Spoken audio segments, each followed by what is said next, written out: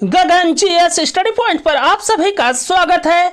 आज की क्लास में हम लोग पढ़ेंगे दोस्तों स्टैटिक जीके, जो कि एसएससी सीजीएल 2024 के टीयर 1 एग्जाम के लिए बहुत ही इंपॉर्टेंट है। तो आप सभी लोग इस क्लास को ध्यान से और पूरा देखिएगा और गगन जीएस स्टडी पॉइंट चैनल को सब्सक्राइब जरूर करिएगा दोस्तों। तो आइए शुरू करते हैं आज की क्लास।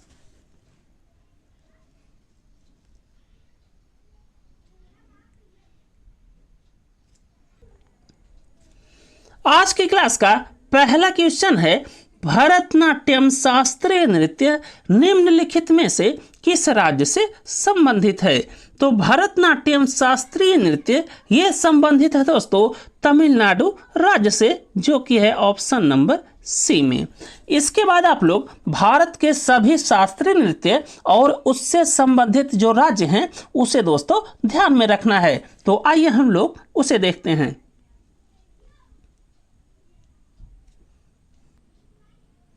तो आप लोग सबसे पहले ध्यान रखिएगा, कथकली और मोहिनीअट्टम ये संबंधित है दोस्तों केरल राज्य से। फिर इसके बाद है भरतनाट्यम, और भरतनाट्यम शास्त्रीय नृत्य ये संबंधित है तमिलनाडु राज्य से। फिर इसके बाद है कुचिपुड़ी, और कुचिपुड़ी शास्त्रीय नृत्य ये संबंधित है दोस्तों आंध्र प्रदेश से। फिर इसके बाद है सत्रिया शास्त्रीय नृत्य, और ये संबंधित है असम राज्य से। फिर इसके बाद है कथक शास्त्रीय नृत्य, और ये संबंधित है दोस्तों उत्तर प्रदेश राज्य से। फिर इसके बाद है ओडिसी शास्त्रीय नृत्य, और ये संबंधित है उड़ीसा राज्य से। फिर लास्ट में 8वां है दोस्तों मणिपुरी शास्त्रीय नृत्य, और ये संबंधित है मणिपुर राज्य से।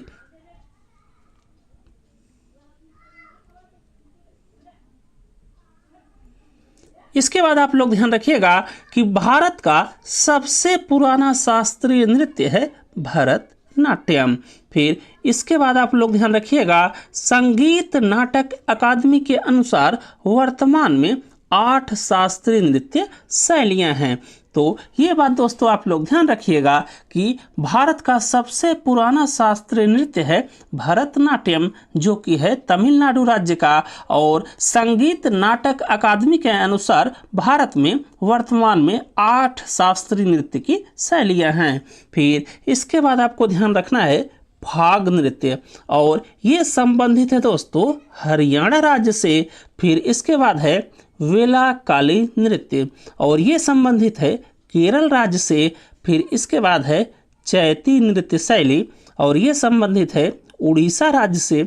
फिर इसके बाद है दुमहल लोक नृत्य, और ये संबंधित है जम्मू एंड कश्मीर राज्य से।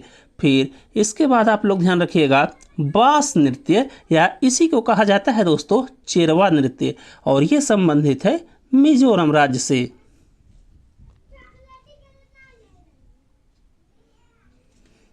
इसके बाद आप लोग ध्यान रखिएगा मयूरभंज छाऊ नृत्य, और ये संबंधित है उड़ीसा राज्य से। फिर इसके बाद है राउत नाच या सैला नृत्य, और ये दोनों नृत्य संबंधित है दोस्तों छत्तीसगढ़ से। तो यहाँ पर आप लोग ध्यान रखिएगा कि छत्तीसगढ़ का लोक नृत्य है राउत नाच और सैला नृत्य। फिर इसके बाद आप लोग ध्यान रखिएगा कुणबी लोक नृत्य, और कुणबी लोक नृत्य है दोस्तों गोवा राज्य का। फिर इसके बाद है सोंडोल नृत्य, और ये है लद्दाख का। फिर इसके बाद आप लोग ध्यान रखिएगा भुतड़ा कोला आध्यात्मिक लोक नृत्य, और ये भुतड़ा कोला आध्यात्मिक लोक नृत्य है दोस्तों कर्नाटक राज्य का। फिर इसके बाद आपको ध्यान रखना है तेयम लोक नृत्य, और ये तेयम लोक नृत्य है केरल राज्य का। फिर इसके बाद है ढेमसा आदिवासी नृत्य, और ये ढेमसा आदिवासी नृत्य है आंध्र प्रदेश का।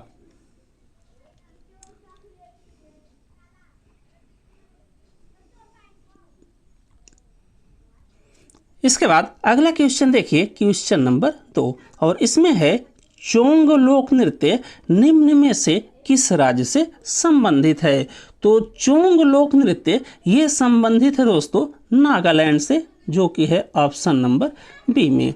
इसके बाद आप लोग भारत के कुछ महत्वपूर्ण लोक नृत्य और उससे संबंधित राज्यों को ध्यान रखिएगा। तो भारत के कुछ महत्वपूर्ण लोक नृत्य और उससे संबंधित राज्यों के नाम में दोस्तों आप लोग सबसे पहले ध्यान रखिएगा राउफ, कूदी दांडी नाच, दमाली और मंड जैस। ये सभी लोक नृत्य हैं दोस्तों जम्मू और कश्मीर के। फिर इसके बाद आप लोग ध्यान रखिएगा खटोक चिन्मो, ये लोक नृत्य है लद्दाख राज्य का। फिर इसके बाद है मटकी, जवारा, फूलपति, आधा खड़ा और मदाल्या, ये सभी लोक नृत्य हैं दोस्तों मध्य प्रदेश राज्य के। फिर इसके बाद है कोलाहट्टम, भामाकल्पम और लंबाड़ी, ये सभी है लोक नृत्य दोस्तों कर्नाटक राज्य के। फिर इसके बाद है बिहू, बिछुआ, नागा नृत्य, ये सभी लोक नृत्य हैं असम राज्य के। फिर इसके बाद है झूमर, फाग और लूर, ये लोक नृत्य संबंधित है दोस्तों हरियाणा राज्य से। फिर इसके बाद है गरबा, डांडिया, टिप्पानी और जुरियून, ये है दोस्तों गुजरात राज्य से संबंधित लोक नृत्य। और इसके बाद है विदेशिया, ये लोक नृत्य संबंधित है बिहार राज्य से।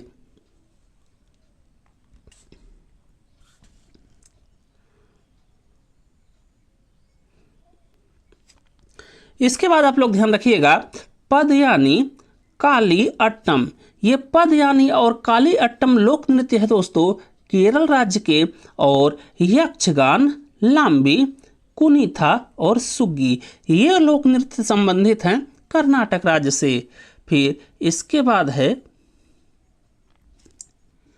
छपेली और नाटी लोक नृत्य, ये हैं हिमाचल प्रदेश राज्य के। और फिर इसके बाद है लावड़ी, नकटा, तमाशा, गौरीचा और कोली लोक नृत्य, ये संबंधित है दोस्तों महाराष्ट्र राज्य के।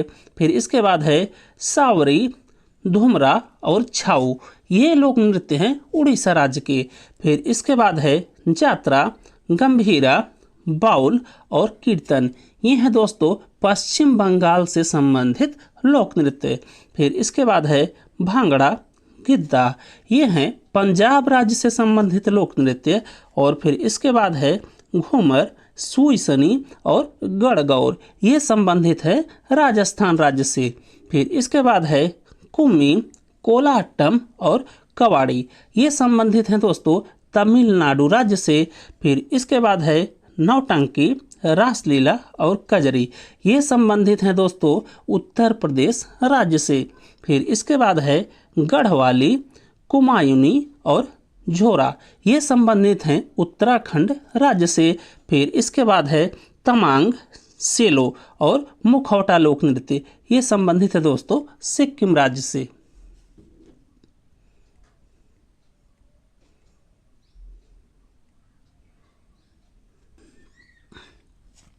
इसके बाद देखिए होजागिरी लोक नृत्य, ये संबंधित है दोस्तों त्रिपुरा राज्य से। फिर इसके बाद है चोंग और रंगमा लोक नृत्य, ये संबंधित है नागालैंड राज्य से। फिर इसके बाद है बास नृत्य, चिरवा नृत्य और चहलम नृत्य, ये संबंधित हैं मिजोरम राज्य से। फिर इसके बाद है लाहो लोक नृत्य और ये संबंधित है मेघालय राज्य से। फिर इसके बाद है पांडवानी, वेदमती, भरथरी, चरित, ये सभी लोक नृत्य संबंधित हैं छत्तीसगढ़ राज्य से। फिर इसके बाद है सरहुल, कर्मा और डांगा लोक नृत्य और ये सभी संबंधित हैं झारखंड राज्य से। फिर इसके बाद है जागोई, चोलोम, थांगता, ये संबंधित है दोस्तों मणिपुर राज्य से। फिर इसके बाद है कुणबी नृत्य और ये संबंधित है गोवा राज्य से। फिर इसके बाद है युद्ध नृत्य या मुखौटा लोक नृत्य और ये संबंधित है अरुणाचल प्रदेश राज्य से।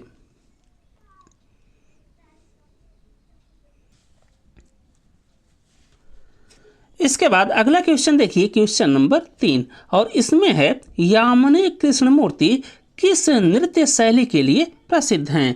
तो यामिनी कृष्णमूर्ति जी ये प्रसिद्ध हैं दोस्तों भरतनाट्यम नृत्य शैली के लिए, जो कि है ऑप्शन नंबर बी में। इसके बाद दोस्तों आप लोग भारत की कुछ प्रमुख नृत्य शैलियाँ और उनसे संबंधित व्यक्तियों को ध्यान में रखना है। तो इसमें सबसे पहले आप लोग ध्यान रखिएगा सत्यनारायण शर्मा जी को, जिनको मिल चुका है दोस्तों पद्मश्री पुरस्कार, और ये संबंधित हैं कुचिपुड़ी लोक नृत्य से। फिर इसके बाद हैं यामिनी कृष्णमूर्ति जी, और इन्हें मिला है दोस्तों 1968 में पद्मश्री पुरस्कार, 2001 में पद्म विभूषण पुरस्कार और 2016 में पद्म भूषण पुरस्कार, और ये संबंधित हैं भरतनाट्यम शास्त्रीय नृत्य से। और यहीं पर आप लोग ध्यान रखिएगा जो व्यक्ति भरतनाट्यम शास्त्रीय नृत्य से संबंधित हैं। तो भरतनाट्यम शास्त्रीय नृत्य से संबंधित हैं दोस्तों सरस्वती सेन, मीनाक्षी श्रीनिवासन, सुधा चंद्रन, पद्म सुब्रमण्यम, प्रियदर्शनी गोविंद। और प्रियदर्शनी गोविंद जी को दोस्तों 2019 में नृत्य कला निधि की उपाधि से सम्मानित किया गया। और भरतनाट्यम शास्त्रीय नृत्य से संबंधित हैं दोस्तों रुक्मणी देवी और टी बाला सरस्वती।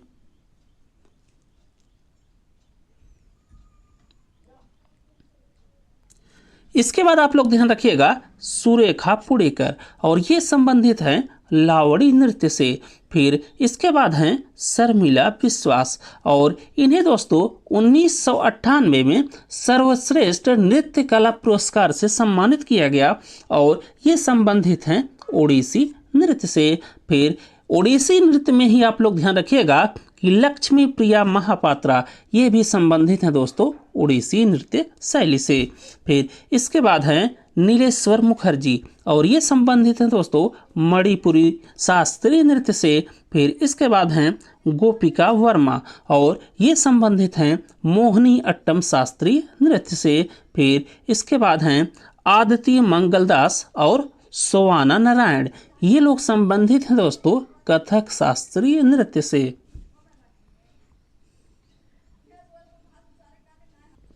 इसके बाद आपको ध्यान में रखनी है भारत के प्रमुख नृत्य एवं संबंधित व्यक्तियों की ये सूची। तो इसमें आप लोग ध्यान रखिएगा दोस्तों सबसे पहले कि कौन कौन से व्यक्ति भरतनाट्यम शास्त्रीय नृत्य से संबंधित हैं। तो भरतनाट्यम शास्त्रीय नृत्य से संबंधित व्यक्ति हैं दोस्तों यामिनी कृष्णमूर्ति जी, रुक्मणी देवी और मृणालिनी साराभाई। फिर इसके बाद हैं अनीता रत्नम। फिर इसके बाद हैं मल्लिका साराभाई। फिर इसके बाद हैं मीनाक्षी सुंदरम पिल्लई और सोनल मानसिंह। फिर इसके बाद हैं वैजयंती माला और स्वप्न सुंदरी।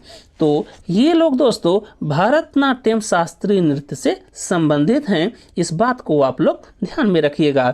फिर इसके बाद आप लोग देखिए कुचिपुड़ी शास्त्रीय नृत्य से संबंधित व्यक्तियों के नाम, और इसमें हैं लक्ष्मी नारायण शास्त्री, वेंकट नारायण शास्त्री, चिंता वेंकट रमैया। फिर इसके बाद हैं राजा रेड्डी और राधा रेड्डी। ये सभी लोग संबंधित हैं दोस्तों कुचिपुड़ी शास्त्रीय नृत्य से। फिर इसके बाद आप लोग ध्यान में रखिएगा उड़ीसी शास्त्रीय नृत्य से संबंधित व्यक्तियों का नाम, और इसमें हैं सोनल मानसिंह, किरण सहगल, माधवी मुदगल। फिर इसके बाद देखिए कथक शास्त्रीय नृत्य से संबंधित व्यक्तियों के नाम, और कथक शास्त्रीय नृत्य से संबंधित व्यक्ति हैं दोस्तों सबसे पहले ध्यान रखिएगा बिरजू महाराज जी को, लक्षु महाराज जी को, सुखदेव महाराज को और सितारा देवी को। तो कथक से संबंधित व्यक्ति हैं बिरजू महाराज, लक्षु महाराज, सुखदेव महाराज और सितारा देवी। इसके बाद आप लोग ध्यान में रखिएगा कथकली शास्त्रीय नृत्य से संबंधित व्यक्तियों का नाम, और इसमें आप लोग ध्यान रखिएगा कथकली में कि इससे संबंधित व्यक्ति हैं कृष्णा कुट्टी, काला मंडलम गोपी, जिन्हें मिल चुका है दोस्तों पद्मश्री पुरस्कार। फिर इसके बाद हैं काला मंडलम रमन कुट्टी नायर, और इन्हें भी मिल चुका है दोस्तों पद्म भूषण पुरस्कार। फिर इसके बाद हैं कोट्टाक्कल शिवरमन, और ये भी संबंधित है दोस्तों कथकली शास्त्रीय नृत्य से। इसके बाद आप लोग देखिए मणिपुरी शास्त्रीय नृत्य से संबंधित व्यक्तियों के नाम। और मणिपुरी शास्त्रीय नृत्य से संबंधित व्यक्तियों में आप लोग सबसे पहले ध्यान में रखिएगा झावेरी बहनों को, जिसमें है दोस्तों दर्शन, नयना, सुवर्णा और रंजना। ये सभी हैं दोस्तों झावेरी बहनें जो कि संबंधित हैं मणिपुरी शास्त्रीय नृत्य से। और इसी में आप लोग ध्यान रखिएगा कि राजकुमार सिंहजीत और गुरु अमली सिंह ये लोग भी संबंधित थे मणिपुरी शास्त्रीय नृत्य से।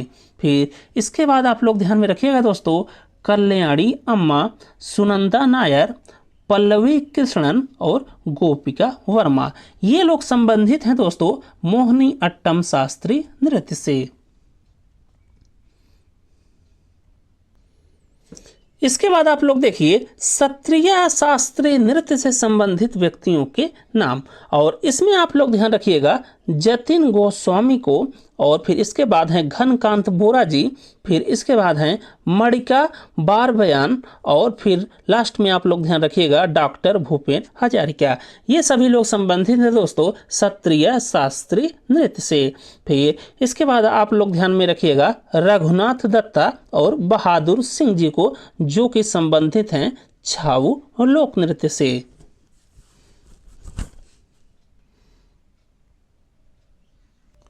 इसके बाद अगला क्वेश्चन देखिए क्वेश्चन नंबर 4, और इसमें है कौन सा वाद्य यंत्र ऊर्ध्वाधर स्थिति में एक धनुषाकार वस्तु से बजाया जाता है। तो इसके लिए राइट आंसर हो जाएगा दोस्तों ऑप्शन नंबर ए जो कि है सारंगी।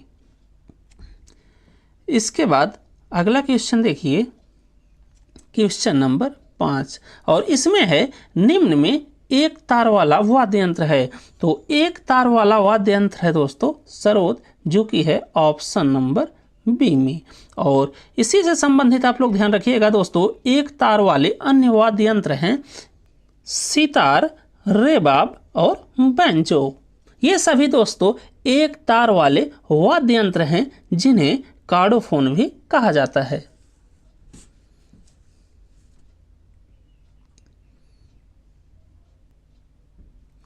इसके बाद आप लोग कुछ महत्वपूर्ण वन लाइनर ध्यान में रखिएगा, और इसमें सबसे पहले है हिंदुस्तानी शास्त्रीय संगीत का सबसे प्राचीन शैली कौन सी है दोस्तों, तो वह है ध्रुपद। तो ये बात आप लोग ध्यान में रखिएगा कि हिंदुस्तानी शास्त्रीय संगीत की सबसे प्राचीन शैली है ध्रुपद। फिर इसके बाद आपको ध्यान में रखना है लोटिया, और ये गाया जाता है दोस्तों राजस्थान राज्य में। फिर इसके बाद है बोबिली वीणा, और ये है दोस्तों आंध्र प्रदेश का वाद्य यंत्र। फिर इसके बाद आप लोग ध्यान रखिएगा टप्पा, और ये टप्पा है दोस्तों पंजाब में एक संगीत का मुख्य रूप। फिर इसके बाद है मांडो, और मांडो दोस्तों गोवा का एक लोकगीत है। फिर इसके बाद आप लोग ध्यान में रखिएगा जग लगी कुनीता, और ये है दोस्तों कर्नाटक का एक लोक संगीत। फिर इसके बाद आपको ध्यान में रखना है दमन हुल्की, ये वाद्य यंत्र हैं दोस्तों हिमाचल प्रदेश की। फिर इसके बाद आप लोग ध्यान में रखिएगा भटियाली, और ये है दोस्तों वेस्ट बंगाल या पश्चिम बंगाल का लोक संगीत। फिर इसके बाद है वन वरह, और ये शोक गीत है दोस्तों गोवा राज्य से संबंधित। तो यहाँ पर आप लोग ध्यान रखिएगा कि गोवा राज्य में शोक गीत के रूप में गाया जाता है दोस्तों वन वरह शोक गीत।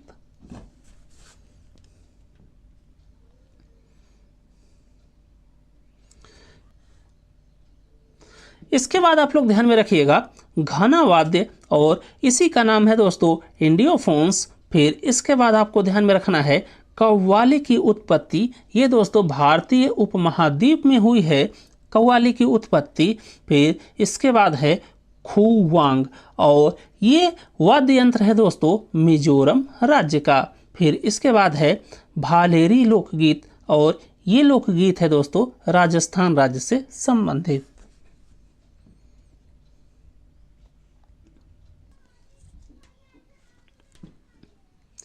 इसके बाद दोस्तों अगला क्वेश्चन आप लोग ध्यान में रखिएगा निम्नलिखित में प्रसिद्ध संतूर वादक हैं? तो इसमें दोस्तों प्रसिद्ध संतूर वादक हैं शिव कुमार शर्मा जी, जो कि हैं ऑप्शन नंबर बी में। तो यहाँ पर आप लोग ध्यान रखिएगा कि प्रसिद्ध संतूर वादक हैं शिव कुमार शर्मा जी।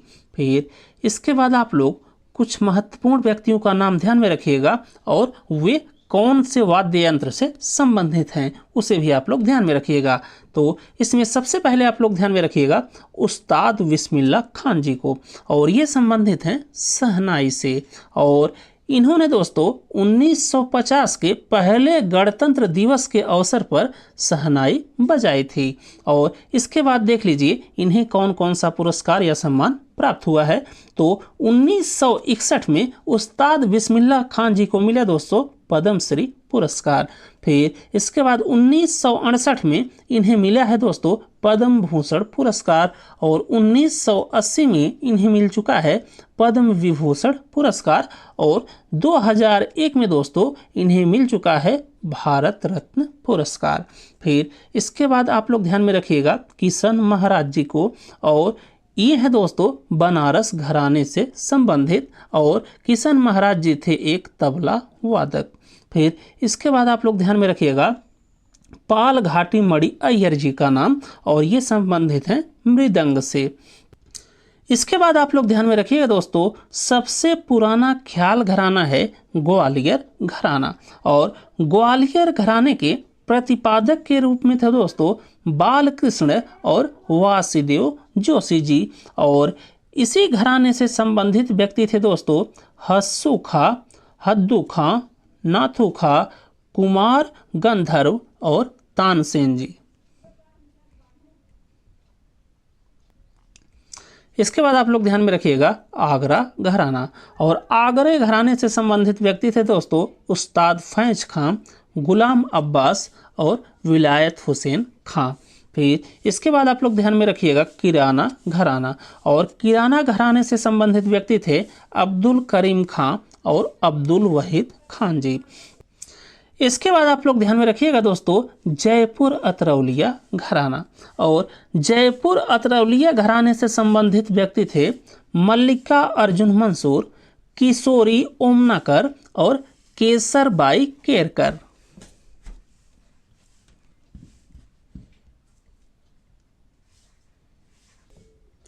इसके बाद आप लोग वाद्य यंत्र और उसके वादक से संबंधित एक टेबल ध्यान में रखिएगा, और इसमें सबसे पहले आप लोग ध्यान में रखिएगा संतूर वाद्य यंत्र से संबंधित व्यक्ति, और संतूर से संबंधित व्यक्ति हैं दोस्तों शिव कुमार शर्मा जी। फिर इसके बाद आप लोग ध्यान में रखिएगा सितार वाद्य यंत्र से संबंधित व्यक्ति, और सितार से संबंधित व्यक्ति थे दोस्तों पंडित रविशंकर जी, उमा शंकर मिश्र जी और स्मिता नागदेव जी। तो यहाँ पर आप लोग ध्यान रखिएगा कि संतूर वाद्य यंत्र से संबंधित हैं शिव कुमार शर्मा, और सितार वाद्य यंत्र से संबंधित हैं पंडित रविशंकर, उमा शंकर मिश्र और स्मिता नागदेव।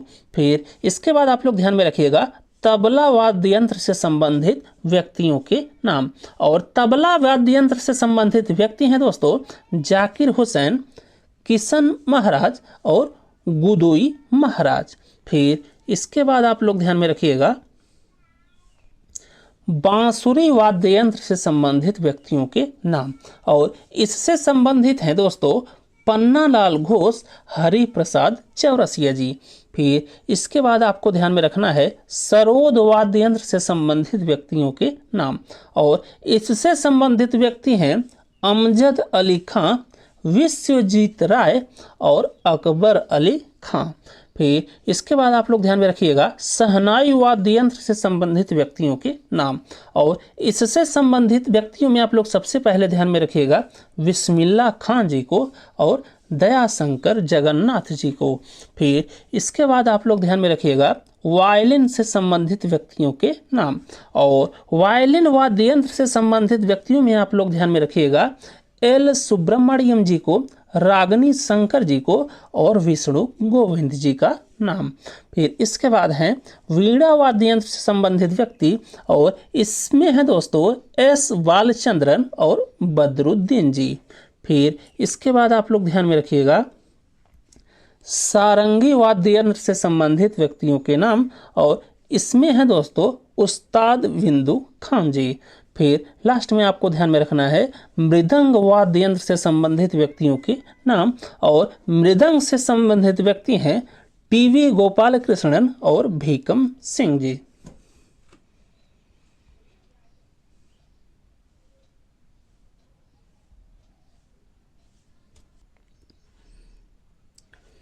इसके बाद आप लोग अगला क्वेश्चन देखिए, क्वेश्चन नंबर 6, और इसमें है निम्न में कौन सा त्योहार तमिल नववर्ष के रूप में मनाया जाता है। तो तमिल नववर्ष के रूप में मनाया जाने वाला त्योहार है दोस्तों पुथांडु त्योहार, जो कि है ऑप्शन नंबर बी में। तो यहाँ पर आप लोग ध्यान में रखिएगा कि तमिल नववर्ष के रूप में मनाया जाने वाला त्योहार है दोस्तों पुथांडु त्योहार। फिर इसके बाद इसी क्वेश्चन से संबंधित आप लोग ध्यान में रखिएगा कि तेलुगु नववर्ष के रूप में मनाया जाने वाला त्योहार है दोस्तों उगादी त्योहार और विशु महोत्सव। यहाँ पर विशु महोत्सव से आप लोग ध्यान में रखिएगा कि विशु महोत्सव को केरल के लोग नव वर्ष की शुरुआत के प्रतीक के रूप में मनाते हैं। तो इतनी बात दोस्तों सबसे पहले आप लोग यहाँ पर ध्यान में रखिएगा। फिर इसके बाद भारत के कुछ महत्वपूर्ण महोत्सव और त्योहार, और वे त्योहार या महोत्सव किस स्थान पर मनाए जाते हैं दोस्तों, इसे आप लोग इस टेबल के माध्यम से ध्यान में रखिएगा। तो सबसे पहले आप लोग ध्यान में रखिएगा पोंगल महोत्सव, थाईपुसम महोत्सव, ये महोत्सव सभी मनाए जाते हैं दोस्तों तमिलनाडु राज्य में। फिर इसके बाद है ओणम, विशु, त्रिशूरपुरम, ये महोत्सव मनाए जाते हैं केरल राज्य में। फिर इसके बाद है लोहड़ी और गुड़ी पड़वा, ये महोत्सव मनाए जाते हैं दोस्तों महाराष्ट्र राज्य में। फिर इसके बाद है उगादी महोत्सव, और ये मनाया जाता है दोस्तों आंध्र प्रदेश और कर्नाटक राज्यों में।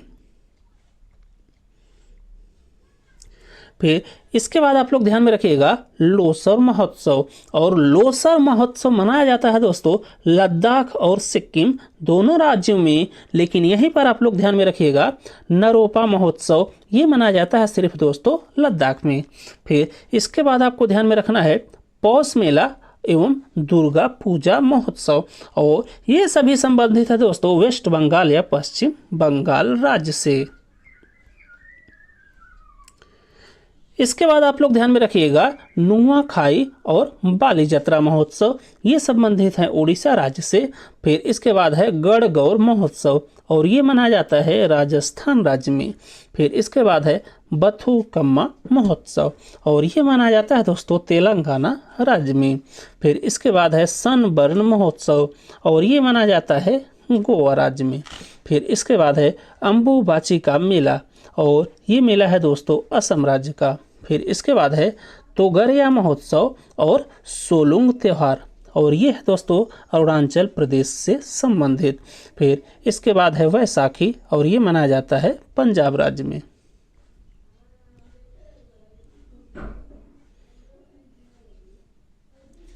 इसके बाद आप लोग ध्यान में रखिएगा कंबाला महोत्सव, और ये मनाया जाता है कर्नाटक राज्य में। फिर इसके बाद है खर्ची पूजा, और ये मनाया जाता है दोस्तों त्रिपुरा राज्य में।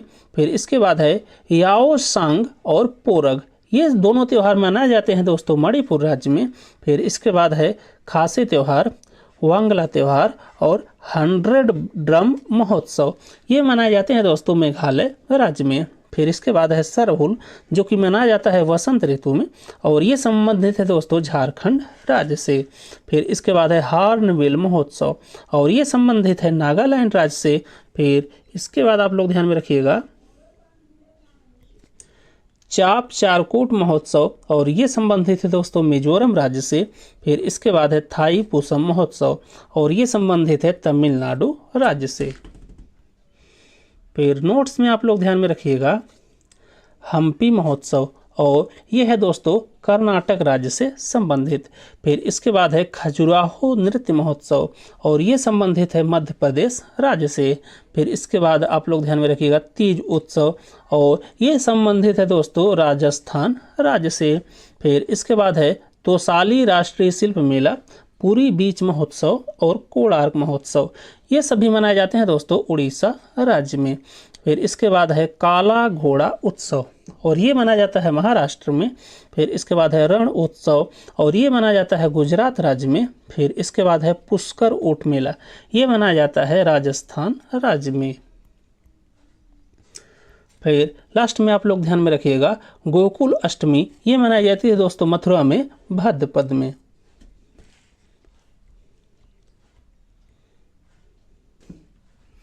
इसके बाद अगला क्वेश्चन देखिए, क्वेश्चन नंबर 7 और इसमें है महाबोधि मंदिर किस राज्य में स्थित है। तो महाबोधि मंदिर ये स्थित है दोस्तों गया बिहार में, जो कि है ऑप्शन नंबर बी में।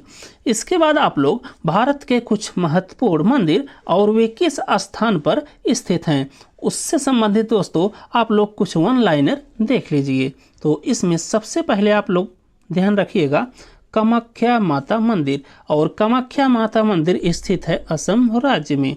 फिर इसके बाद आपको ध्यान में रखना है पद्मनाभ स्वामी मंदिर, ये स्थित है दोस्तों केरल राज्य में। फिर इसके बाद है कोणार्क का सूर्य मंदिर, लिंगराज मंदिर और जगन्नाथ मंदिर, ये सभी स्थित है दोस्तों उड़ीसा राज्य में।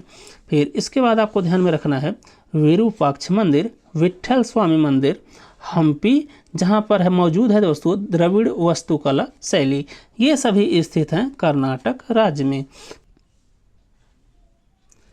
इसके बाद आप लोग ध्यान में रखिएगा बृहदेश्वर मंदिर, और ये स्थित है दोस्तों तमिलनाडु के तंजौर नामक स्थान पर, और ये दोस्तों बनवाया गया था चोल राजाओं के द्वारा। तो बृहदेश्वर मंदिर ये चोल राजाओं के द्वारा बनवाया गया और ये स्थित है तमिलनाडु के तंजौर नामक स्थान पर। फिर इसके बाद आपको ध्यान में रखना है वेंकटेश्वर मंदिर, और ये स्थित है आंध्र प्रदेश में। फिर इसके बाद आप लोग ध्यान में रखिएगा अक्षरधाम मंदिर, और ये स्थित है दिल्ली में, और ये समर्पित है दोस्तों भगवान स्वामी नारायण जी को। फिर इसके बाद आप लोग ध्यान में रखिएगा अजंता, एलोरा, एलिफेंटा और कन्हेरी की गुफाएं, ये सभी गुफाएं स्थित हैं दोस्तों महाराष्ट्र में, और ये भगवान शिव को समर्पित हैं। तो अजंता की गुफाएं, एलोरा की गुफाएं, एलिफेंटा की गुफाएं और कन्हेरी की गुफाएं, ये सभी स्थित हैं महाराष्ट्र में, और ये सभी समर्पित हैं भगवान शिव को। फिर इसके बाद आपको ध्यान में रखना है हम्पी कर्नाटक, और यहाँ पर स्थित है दोस्तों विरूपाक्ष मंदिर, और ये विरूपाक्ष मंदिर यूनेस्को की विश्व धरोहर स्थल में शामिल है, इसे आप लोग ध्यान में रखिएगा। फिर इसके बाद आपको ध्यान में रखना है नागर और द्रविड़ शैलियाँ, ये दोनों शैलियाँ दोस्तों मंदिरों से संबंधित शैलियाँ हैं, नागर और द्रविड़। फिर इसके बाद आपको ध्यान में रखना है खजुराहो मंदिर, जहाँ पर मौजूद है दोस्तों नागर शैली वास्तुकला, और इन खजुराहो मंदिरों का निर्माण कराया गया था चंदेल राजाओं के द्वारा।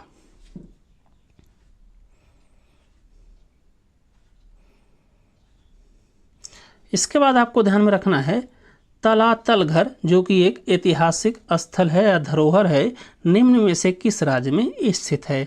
तो ये स्थित है दोस्तों भारत के असम राज्य में, जो कि है ऑप्शन नंबर बी में। इसके बाद आप लोग ध्यान में रखिएगा भारत के कुछ प्रमुख स्मारकों को नाम और उससे संबंधित कुछ जानकारियाँ। तो सबसे पहले आप लोग ध्यान में रखिएगा हवा महल, या जिसे पैलेस ऑफ ब्रिज भी कहा जाता है, जिसका निर्माण हुआ दोस्तों 1799 में जयपुर में, और ये कराया गया था महाराजा सवाई प्रताप सिंह जी के द्वारा। फिर इसके बाद आपको ध्यान में रखना है ऊपरकोट बौद्ध गुफाएं, और ये ऊपरकोट बौद्ध गुफाएं स्थित हैं जूनागढ़ में। फिर इसके बाद आप लोग ध्यान में रखिएगा गुरु हेमकुंड साहिब गुरुद्वारा, और ये स्थित है दोस्तों उत्तराखंड में, और इसके बारे में आप लोग ध्यान में रखिएगा कि गुरु हेमकुंड साहिब गुरुद्वारे में स्थित है दोस्तों उल्टे कमल के आकार का गुंबद, और ये समर्पित है दोस्तों गुरु गोविंद सिंह जी को, जो कि सिख के 10वें गुरु थे। इसके बाद आप लोग ध्यान में रखिएगा कुतुब मीनार, जो कि स्थित है दिल्ली में, और इसे बनवाया गया या इसकी स्थापना की गई दोस्तों कुतुबुद्दीन ऐबक के द्वारा 1100 1993 में, और इसकी ऊंचाई है लगभग 73 मीटर। फिर इसके बाद आप लोग ध्यान में रखिएगा लार्ड खान मंदिर, और ये स्थित है दोस्तों आईहोल में, जो कि है कर्नाटक में, और ये मंदिर समर्पित है भगवान शिव को।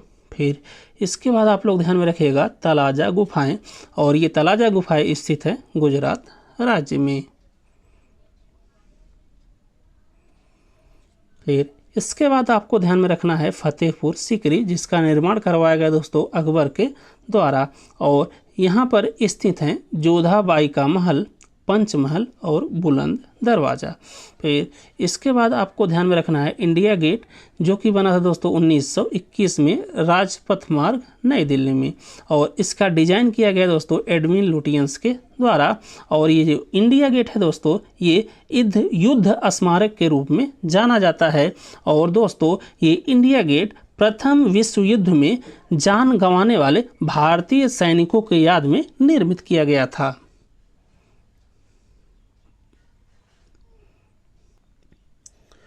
इसके बाद आप लोग ध्यान में रखिएगा रानी की वाव, और ये दोस्तों बनवाया गया 11वीं शताब्दी में रानी उदयमती के द्वारा, और ये स्थित है गुजरात में सरस्वती नदी के तट पर। और ये जो रानी की वाव है दोस्तों, ये एक 24 मीटर की संरचना है, और रानी की वाव से ही संबंधित हैं दोस्तों सोलंकी वंश के राजा भीमदेव जी। फिर इसके बाद आप लोग ध्यान में रखिएगा एलिफेंटा गुफाएं, और ये एलिफेंटा गुफाएं राष्ट्रकूट राजाओं के द्वारा बनवाई गई थी, जो कि स्थित हैं महाराष्ट्र में। और यहीं पर आप लोग ध्यान में रखिएगा अजंता और एलोरा की गुफाएं, ये भी स्थित हैं महाराष्ट्र में। और आप लोग ध्यान में रखिएगा छत्रपति शिवाजी टर्मिनल, या इसी को कहा जाता है विक्टोरिया टर्मिनल, और इसके बारे में आप लोग सबसे पहले ध्यान में रखिएगा कि ये भारत का सबसे व्यस्त रेलवे स्टेशन है, और ये छत्रपति शिवाजी टर्मिनल या विक्टोरिया टर्मिनल विश्व धरोहर सूची में भी शामिल है। इसके बाद आपको ध्यान में रखना है बोम जीसस बेसिलिका, और ये स्थित है दोस्तों गोवा में। और बोम जीसस बेसिलिका के बारे में आप लोग ध्यान में रखिएगा कि ये भारत का सबसे पुराना चर्च है, और ये विश्व धरोहर सूची में भी शामिल है। इसके बाद अगला आप लोग ध्यान में रखिएगा खजुराहो मंदिर, जो कि स्थित है मध्य प्रदेश में, और इसे बनवाया गया चंदेल राजाओं के द्वारा। फिर इसके बाद आप लोग को ध्यान में रखना है जंतर मंतर, और ये स्थित है दोस्तों दिल्ली, मथुरा और वाराणसी में, और इसे बनवाया गया था महाराजा जय सिंह द्वितीय के द्वारा। फिर इसके बाद है हवा महल, और इसका निर्माण हुआ दोस्तों 1799 में प्रताप सिंह जी के द्वारा, और ये स्थित है जयपुर राजस्थान में। फिर इसके बाद आपको ध्यान में रखना है बुलंद दरवाज़ा, और ये स्थित है दोस्तों फतेहपुर सीकरी उत्तर प्रदेश में, और इसका निर्माण दोस्तों अकबर ने करवाया गुजरात विजय के बाद 1576 ईस्वी में। फिर इसके बाद आपको ध्यान में रखना है गोल गुंबज, और ये स्थित है कर्नाटक राज्य में, और इसका निर्माण करवाया गया मोहम्मद आदिल शाह के द्वारा। फिर इसके बाद है मेहरानगढ़ महल, जैसलमेर किला और कुंभलगढ़ किला, ये सभी दोस्तों स्थित हैं राजस्थान में। इसके बाद आप लोग ध्यान में रखिएगा महाबलीपुरम। महाबलीपुरम ये स्थित है दोस्तों तमिलनाडु राज्य में, और महाबलीपुरम को मंदिरों का शहर कहा जाता है, और इसका निर्माण करवाया गया दोस्तों पल्लव वंश के राजाओं के द्वारा। इसके बाद आप लोग ध्यान में रखिएगा चंपानेर, और यहीं पर स्थित है पावगढ़ पुरातत्व पार्क स्थल, जो कि है दोस्तों राजस्थान में। और ये जो पावगढ़ पुरातत्व पार्क स्थल है, इसे यूनेस्को ने 2004 में विश्व धरोहर स्थल में शामिल किया। फिर इसके बाद आप लोग ध्यान में रखिएगा धोलावीरा, जो कि एक सिंधु घाटी सभ्यता है, और ये स्थित है गुजरात में। फिर इसके बाद आपको ध्यान में रखना है भीमबेटका, जो कि स्थित है मध्य प्रदेश में, और इसे दोस्तों 2003 में यूनेस्को ने विश्व धरोहर स्थल में शामिल किया था। फिर इसके बाद आप लोग ध्यान में रखिएगा पट्टाडकल स्मारकों का समूह, और ये स्थित है कर्नाटक राज्य में। इसके बाद आप लोग ध्यान में रखिएगा गंगईकोंडा चोलापुरम मंदिर। और गंगईकोंडा चोलापुरम मंदिर को दोस्तों जीवित चोल मंदिर कहा जाता है। और ये गंगईकोंडा चोलापुरम मंदिर स्थित है दोस्तों भारत के तमिलनाडु राज्य में। इस बात को आप लोग ध्यान में रखिएगा।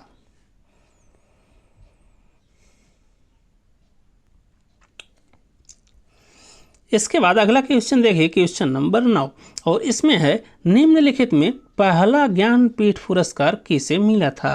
तो पहला ज्ञानपीठ पुरस्कार मिला था दोस्तों जी शंकर कुरूप को, जो कि है ऑप्शन नंबर बी में। तो आप लोग यहाँ पर ध्यान में रखिएगा कि पहला ज्ञानपीठ पुरस्कार दिया गया दोस्तों जी शंकर कुरूप जी को।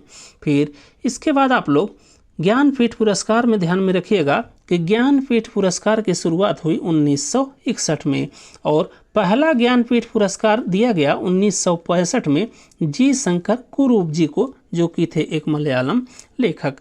फिर इसके बाद आप लोग ध्यान में रखिएगा 56वां ज्ञानपीठ पुरस्कार मिला 2021 में नीलमणि फूफन जी को, जो कि थे एक असमिया कवि। फिर इसके बाद आपको ध्यान में रखना है 57वां ज्ञानपीठ पुरस्कार, जो कि दिया गया 2022 में, और ये दिया गया दामोदर मौजे जी को। फिर 58 ज्ञानपीठ पुरस्कार, इसके लिए दोस्तों गीतकार गुलजार और जगत गुरु राम भद्राचार्य जी को नामित किया गया हुआ है। इसके बाद आप लोग ध्यान में रखिएगा 1976 में आशा पूर्णा देवी, जो कि एक बंगाली उपन्यासकार थी, वे दोस्तों ज्ञानपीठ पुरस्कार प्राप्त करने वाली पहली महिला बनी थी। फिर इसके बाद आपको ध्यान में रखना है सरस्वती सम्मान, और इसकी शुरुआत की गई 1991 में के बिरला फाउंडेशन के द्वारा।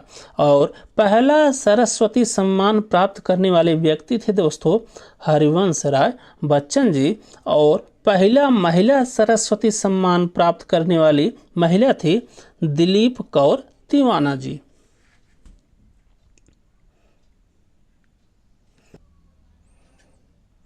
इसके बाद आप लोग नोबेल पुरस्कार से संबंधित कुछ महत्वपूर्ण जानकारी ध्यान में रखिएगा, जो कि एग्जाम के लिए बहुत ही इम्पोर्टेंट है।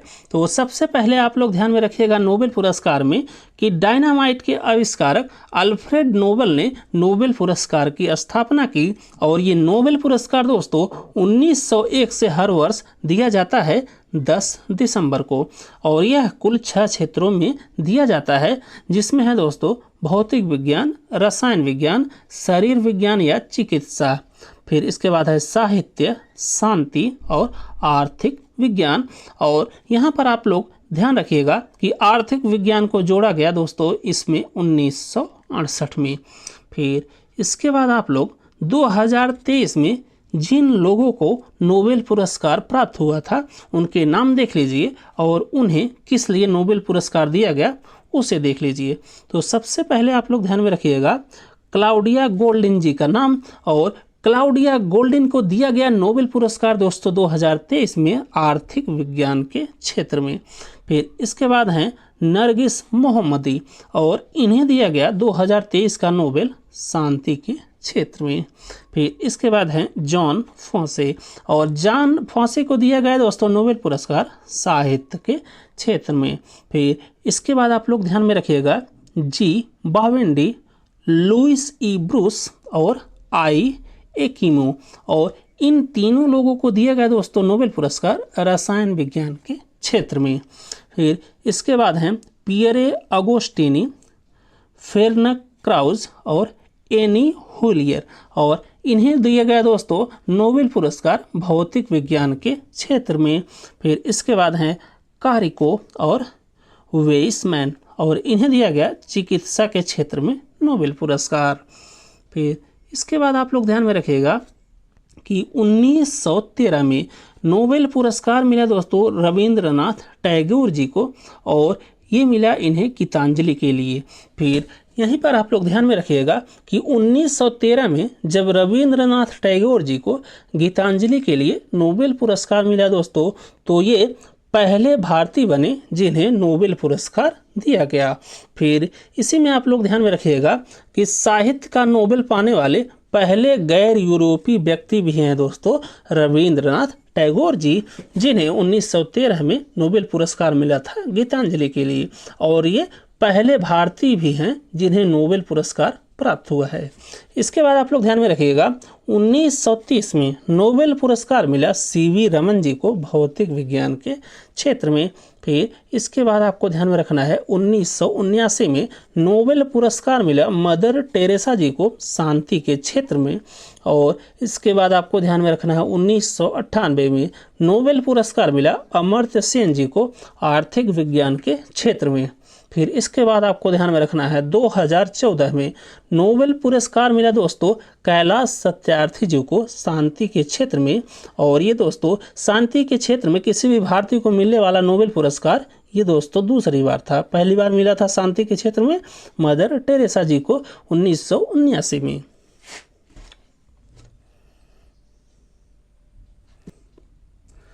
इसके बाद देखिए भारत रत्न पुरस्कार, जिसकी स्थापना हुई थी 1954 में। और भारत रत्न पुरस्कार दोस्तों भारत का सर्वोच्च नागरिक पुरस्कार है।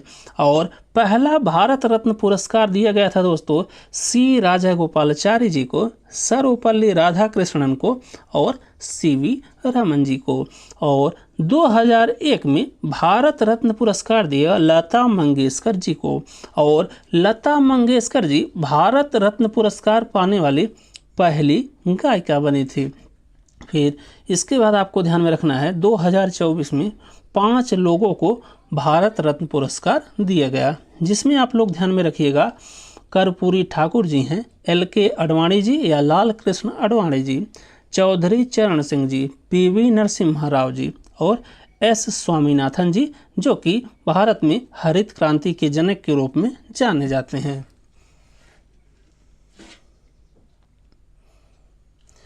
इसके बाद आप लोग ध्यान में रखिएगा पद्म पुरस्कार। और पद्म पुरस्कार दोस्तों 2024 में कुल 132 लोगों को दिया गया, जिसमें 5 को दिया गया दोस्तों पद्म विभूषण पुरस्कार, 17 को दिया गया पद्म भूषण पुरस्कार और 110 लोगों को दिया गया पद्म श्री पुरस्कार। और ये पद्म पुरस्कार दोस्तों जिसमें आता है पद्म विभूषण, पद्म भूषण और पद्म श्री, ये दोस्तों कला, साहित्य, विज्ञान, खेल और सामाजिक कार्यों के लिए दिया जाता है।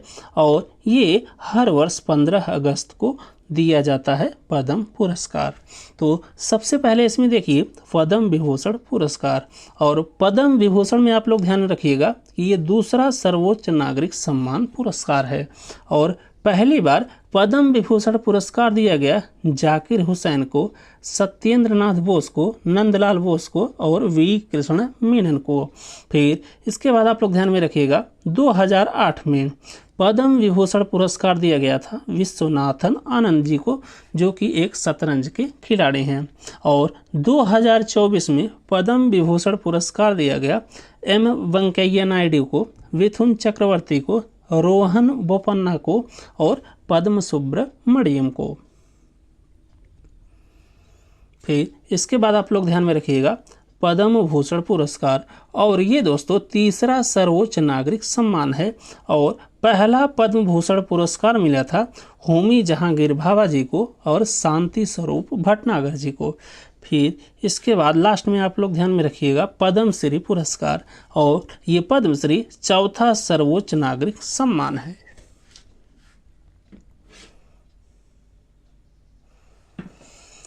इसके बाद आप लोग नोट्स में ध्यान में रखिएगा कर्णम मल्लेश्वरी जी का नाम।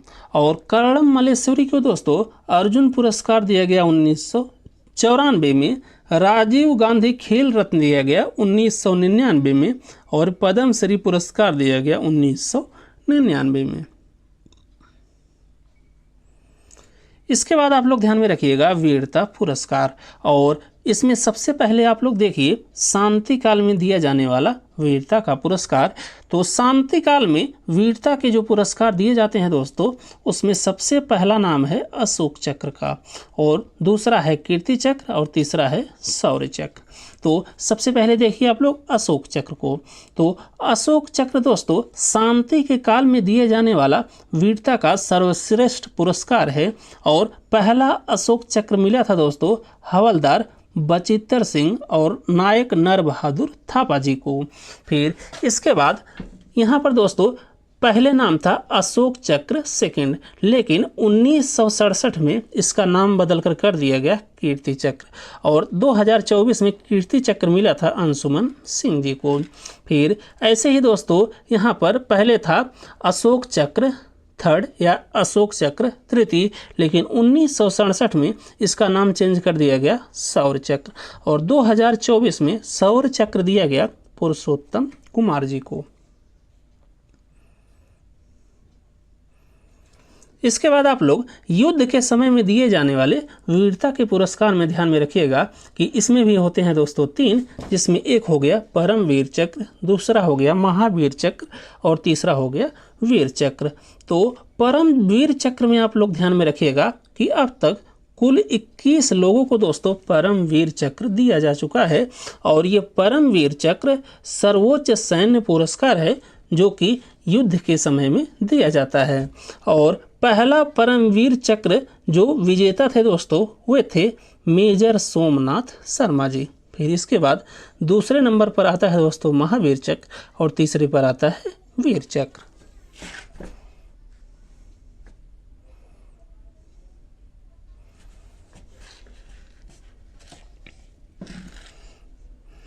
इसके बाद आप लोग देखिए राजीव गांधी खेल रत्न पुरस्कार, या जिसे दोस्तों अब बदल दिया गया है बीजेपी गवर्नमेंट के द्वारा, और अब इसका नाम हो गया है मेजर ध्यानचंद खेल रत्न पुरस्कार।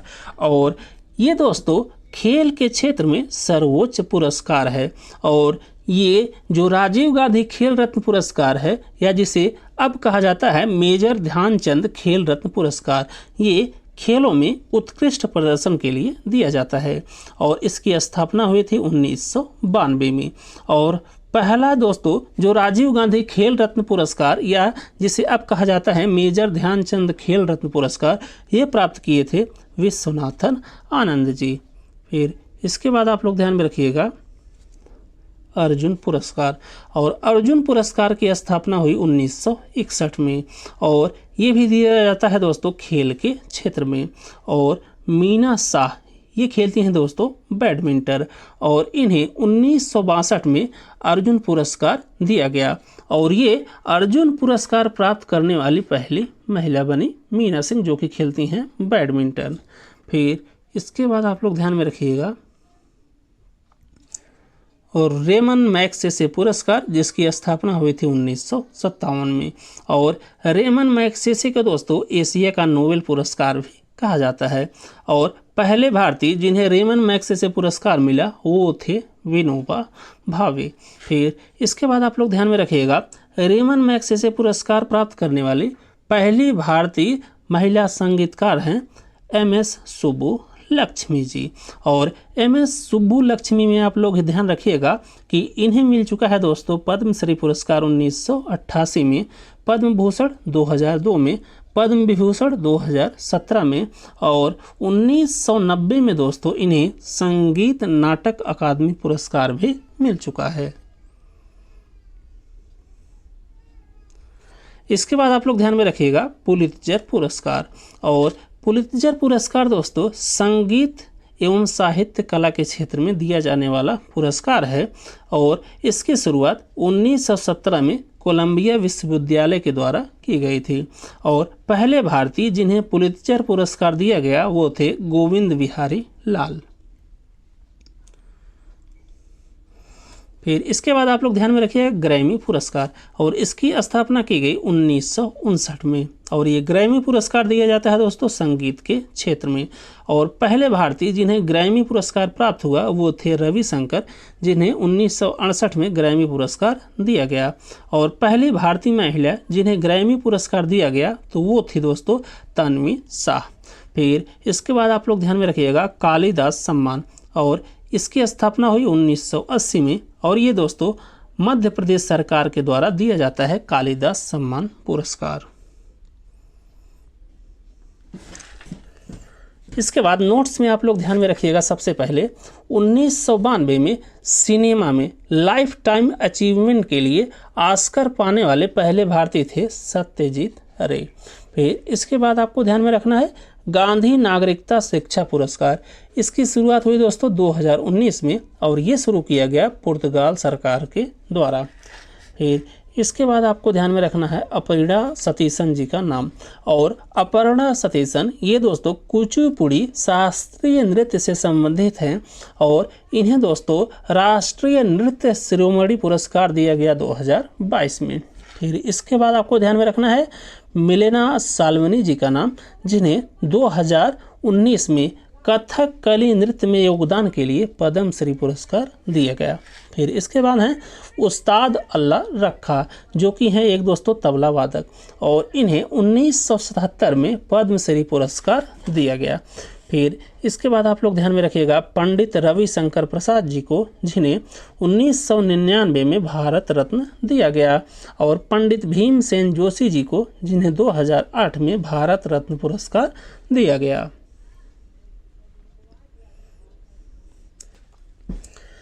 इसके बाद आप लोग ध्यान में रखिएगा सोनल मान सिंह जी का नाम, और इन्हें 1992 में मिला था पद्म भूषण पुरस्कार, और ये पुरस्कार प्राप्त करने वाले सबसे कम उम्र के व्यक्ति बने थे जब इन्हें 1992 में मिला पद्म भूषण पुरस्कार। फिर इसके बाद आपको ध्यान में रखना है एन चंद्रशेखरन का नाम, और एन चंद्रशेखरन को फ्रांस का सर्वोच्च नागरिक सम्मान पुरस्कार प्राप्त हुआ है।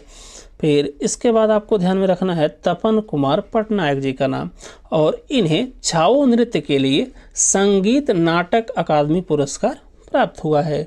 फिर इसके बाद हैं पीवी बालकृष्णन, और इन्हें कथकली के लिए संगीत नाटक अकादमी पुरस्कार प्राप्त हुआ है। इसके बाद आप लोग ध्यान में रखिएगा कनिका कपूर जी का नाम, जिन्हें 2023 में लंदन एशियन अवार्ड दिया गया, और ये अवार्ड दिया जाता है दोस्तों संगीत के क्षेत्र में।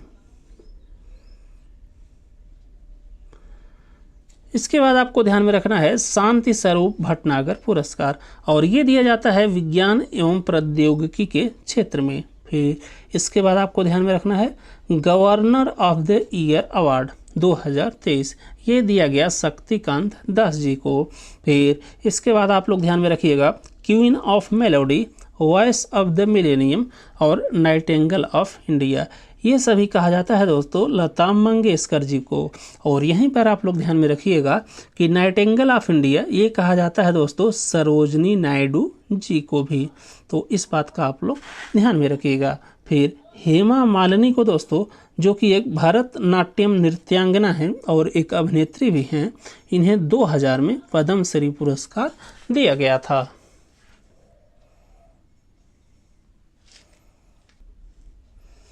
इसके बाद आप लोग अगला क्वेश्चन देखिए, क्वेश्चन नंबर 10, और इसमें है the little book of encouragement पुस्तक के लेखक कौन हैं। तो the little book of encouragement पुस्तक के लेखक हैं दोस्तों दलाई लामा जी, जो कि हैं ऑप्शन नंबर बी में। तो यहाँ पर आप लोग ध्यान रखिएगा कि the little book of encouragement पुस्तक के लेखक हैं दलाई लामा जी। इसके बाद कुछ महत्वपूर्ण पुस्तकें और उनके लेखक का नाम आप लोग ध्यान में रखिएगा। तो इसमें सबसे पहले आप लोग ध्यान में रखिएगा मैटर ऑफ डिस्क्रिप्शन, ये पुस्तक या बुक लिखी गई है दोस्तों इंद्र कुमार गुजराल जी के द्वारा। फिर इसके बाद आपको ध्यान में रखना है home in the world, argumentative Indian और द आइडिया ऑफ जस्टिस, ये पुस्तकें लिखी गई हैं दोस्तों अमर्त्य सेन जी के द्वारा। फिर इसके बाद आपको ध्यान में रखना है द इनसाइडर, ये पुस्तक लिखी गई है पीवी नरसिम्हा राव जी के द्वारा। इसके बाद आपको ध्यान में रखना है डॉटर ऑफ द ईस्ट, ये पुस्तक लिखी गई बेनजीर भुट्टो जी के द्वारा। और फिर इसके बाद है द व्हाइट टाइगर और एमनेस्टी, ये दोनों किताबें लिखी गई दोस्तों अरविंद अडिग जी के द्वारा। फिर इसके बाद आपको ध्यान में रखना है satanic versus, midnight children, the golden house और क्विचोट, ये सभी पुस्तकें लिखी गई हैं दोस्तों सलमान रुश्दी जी के द्वारा। फिर इसके बाद है the God of small things, the end of imagination और वॉकिंग विद द कॉमरेड्स, ये पुस्तकें लिखी गई हैं दोस्तों अरुंधति राय जी के द्वारा। इसके बाद आप लोग ध्यान में रखिएगा एस अगेंस्ट ऑड्स और ये पुस्तक लिखी गई सानिया मिर्जा जी के द्वारा। फिर इसके बाद है कंठपुरा, और ये पुस्तक लिखी गई राजा राव जी के द्वारा।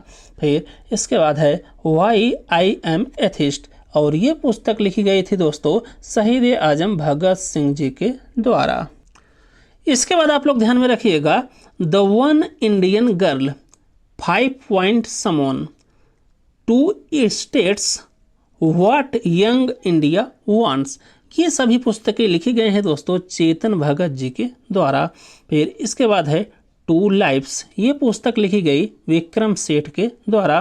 फिर इसके बाद है सनी डेज, और ये लिखी गई दोस्तों सुनील गावस्कर जी के द्वारा। फिर इसके बाद है द पीकॉक, ये लिखा गया अनीता देसाई जी के द्वारा। फिर इसके बाद है ट्रेन टू पाकिस्तान, ये पुस्तक लिखी गई खुशवंत सिंह जी के द्वारा।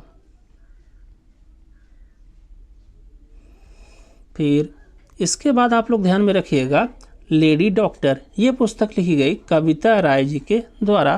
फिर इसके बाद आप लोग ध्यान में रखिएगा the great Indian novel, why I am a Hindu, और an era of darkness, Bookless in Baghdad, ये सभी पुस्तकें लिखी गई दोस्तों शशि थरूर जी के द्वारा। फिर इसके बाद है द ऑडेसिटी ऑफ होप, ये पुस्तक लिखी गई बराक ओबामा जी के द्वारा। फिर इसके बाद आपको ध्यान में रखना है long walk to freedom, the struggle in my life, ये सभी पुस्तकें लिखी गई दोस्तों नेल्सन मंडेला जी के द्वारा।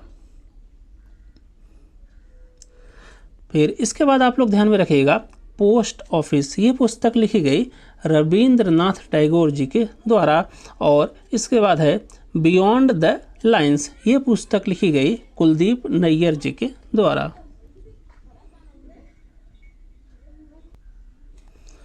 इसके बाद आप लोग ध्यान में रखिएगा एनीथिंग बट खामोश, और ये पुस्तक लिखी गई शत्रुघ्न सिन्हा जी के द्वारा। फिर इसके बाद है waiting for a visa, caste in India, और हु वेयर द शूद्रा, ये पुस्तक लिखी गई भीमराव अंबेडकर जी के द्वारा। फिर इसके बाद आप लोग ध्यान में रखिएगा द टर्बुलेंट ईयर 1980 से 1996 तक, ये लिखी गई पुस्तक दोस्तों प्रणब मुखर्जी जी के द्वारा। फिर इसके बाद है speaking truth to power, my alternative view, ये पुस्तक लिखी गई पी चिदम्बरम जी के द्वारा। फिर इसके बाद है the room on the roof, और ये पुस्तक लिखी गई रस्किन बांड के द्वारा। फिर इसके बाद है pride and prejudice, Mansfield Park, sense and sensibility, ये लिखा गया है जेन ऑगस्टेन के द्वारा। फिर इसके बाद है हैरी पॉटर की सभी श्रृंखला दोस्तों, और the tales of Beedle the Bard, ये सभी लिखा गया है दोस्तों जेके रोलिंग के द्वारा। फिर इसके बाद है स्ट्रेट फ्रॉम द हार्ट, ये पुस्तक लिखी गई कपिल देव जी के द्वारा।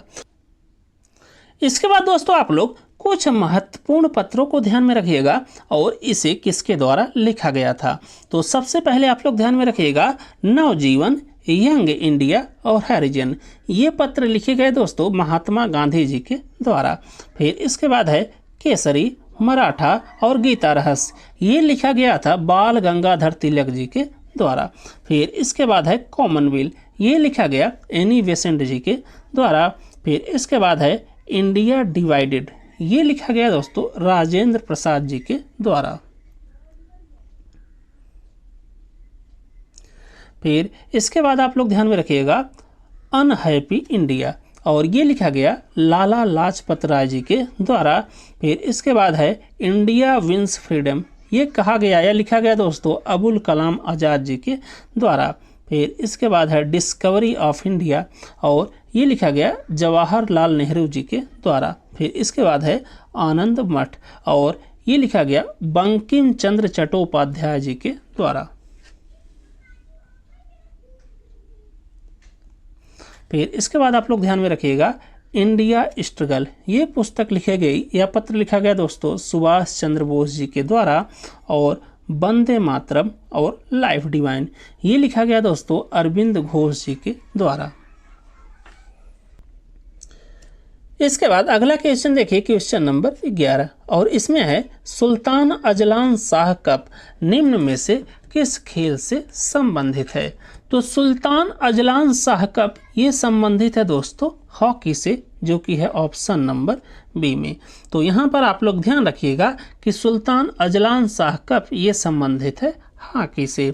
इसके बाद आप लोग कुछ महत्वपूर्ण खेलों से संबंधित ट्रॉफियाँ ध्यान में रखिएगा। तो इसमें सबसे पहले आपको ध्यान में रखना है Santosh trophy, Durand cup, Rovers cup, Nehru cup, Begum Hazrat Mahal cup एवं सुब्रतो मुखर्जी कप। ये सभी दोस्तों संबंधित हैं फुटबॉल से।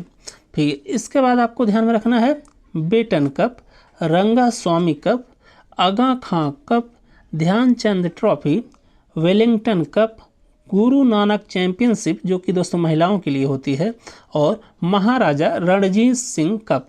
ये सभी दोस्तों हॉकी से संबंधित हैं। फिर इसके बाद आप लोग ध्यान में रखिएगा Deodhar trophy, Irani trophy, Ranji trophy, Dilip trophy, Vijay Hazare trophy और सीके नायडू ट्रॉफी। ये सभी संबंधित हैं क्रिकेट से।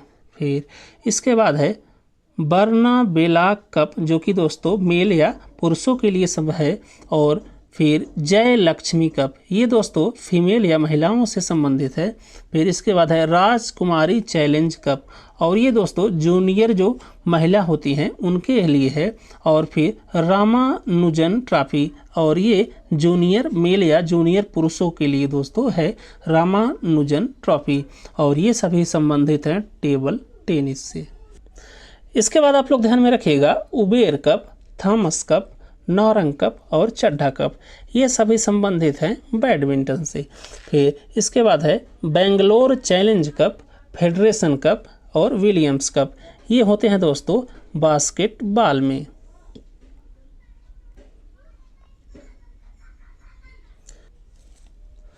इसके बाद आप लोग ध्यान में रखिएगा नेहरू ट्रॉफी बोट रेस, और ये होती है बोट रेस या नौका दौड़ केरल राज्य में। फिर इसके बाद है वर्धमान कप, और ये संबंधित है दोस्तों भारोत्तोलन से। फिर इसके बाद आप लोग ध्यान में रखिएगा Walker Cup, Prince of Wales Cup, Ryder Cup या कनाडा कप। ये सभी संबंधित हैं गोल्फ से। फिर इसके बाद है Westchester Cup, Ezra Cup, Radha Mohan Cup. ये सभी संबंधित है दोस्तों पोलो से। फिर इसके बाद है एडमिरल कप, ये संबंधित है नौका से। फिर इसके बाद आप लोग ध्यान में रखिएगा हाफ मैन कप, और ये संबंधित है लॉन टेनिस से। फिर इसके बाद है होलकर ट्रॉफी, बसालत झा ट्रॉफी और रुइया गोल्ड ट्रॉफी। ये सभी संबंधित हैं ब्रिज खेल से। फिर इसके बाद है चाइना कप, ये संबंधित है दोस्तों जिम्नास्टिक्स से।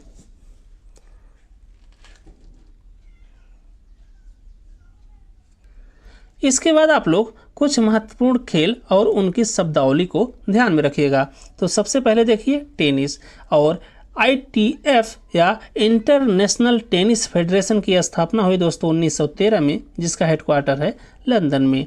और टेनिस में होते हैं दोस्तों 4 ग्रैंड स्लैम चैंपियनशिप, जिसमें पहला हो गया ऑस्ट्रेलियन ओपन जो कि होता है जनवरी में और ये होता है मेलबर्न में। दूसरा हो गया फ्रेंच ओपन जो कि होता है मई जून में और ये होता है पेरिस में। तीसरा हो गया विंबलडन जो कि होता है जून जुलाई में और ये होता है लंदन में। और चौथा हो गया US ओपन जो कि होता है अगस्त सितंबर में और ये होता है न्यूयॉर्क में। फिर इसके बाद आप लोग टेनिस से संबंधित कुछ शब्दावली या टर्मिनोलॉजी ध्यान में रखिएगा।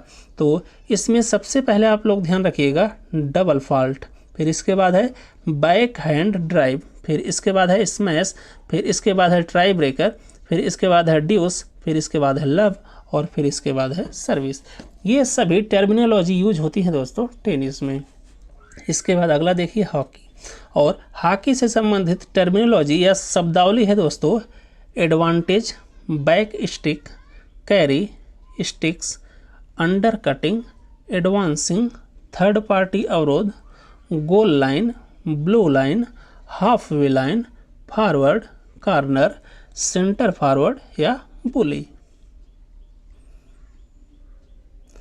फिर इसके बाद देखिए क्रिकेट, और क्रिकेट की कुछ महत्वपूर्ण टर्मिनोलॉजी या शब्दावली है दोस्तों, silly point, chinaman, popping crease या फॉलो ऑन।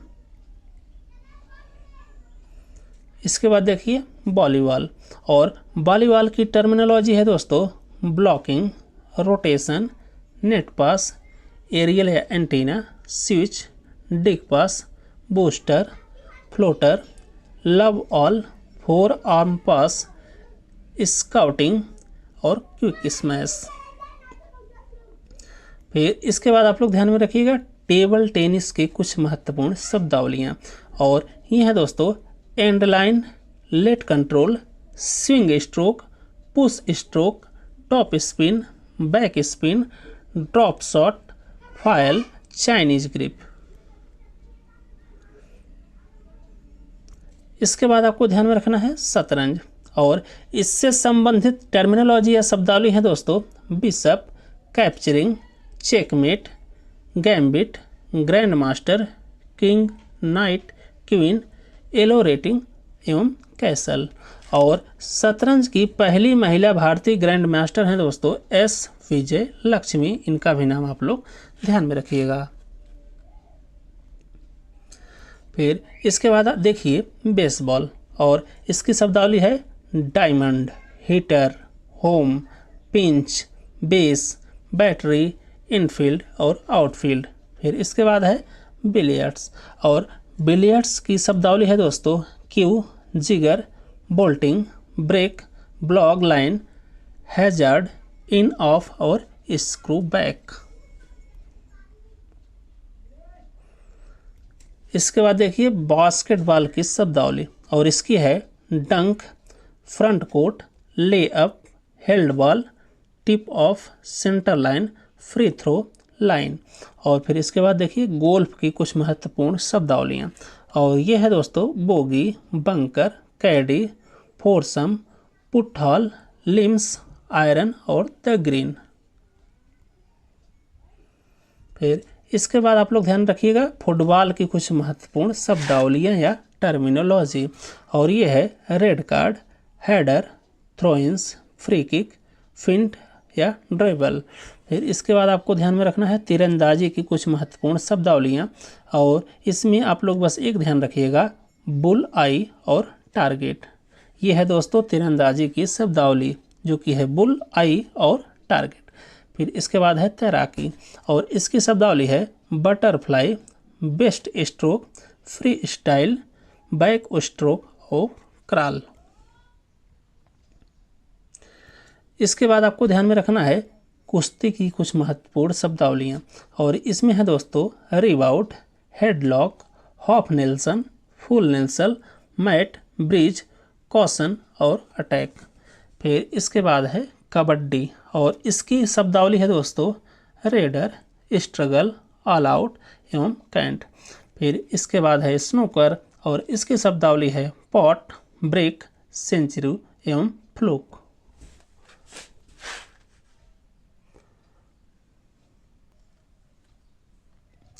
इसके बाद आप लोग कुछ महत्वपूर्ण खिलाड़ी एवं उनसे संबंधित खेलों में ध्यान में रखिएगा। सबसे पहले बायूचिंग भूटिया जी का नाम, जिन्हें सिक्किम स्नाइपर भी कहा जाता है, और ये संबंधित हैं फुटबॉल से।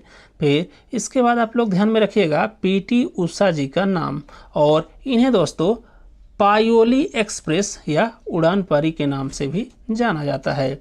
और फिर इसके बाद हैं ध्यानचंद, जिन्हें हॉकी का जादूगर भी कहा जाता है। फिर इसके बाद है मिल्खा सिंह, जिन्हें फ्लाइंग सिख भी कहा जाता है। फिर इसके बाद है माइकल फेल्प्स, जिन्हें फ्लाइंग फिश भी कहा जाता है। फिर इसके बाद हैं विश्वनाथन आनंद, जिन्हें लाइटनिंग किड कहा जाता है। फिर इसके बाद हैं महान फुटबॉलर दोस्तों ब्राज़ील के, जिनका नाम था पेले, और इन्हें ब्लैक पर्ल भी कहा जाता है। फिर हरभजन सिंह जी को कहा जाता है दोस्तों टर्मिनेटर, जो कि क्रिकेट खेलते हैं।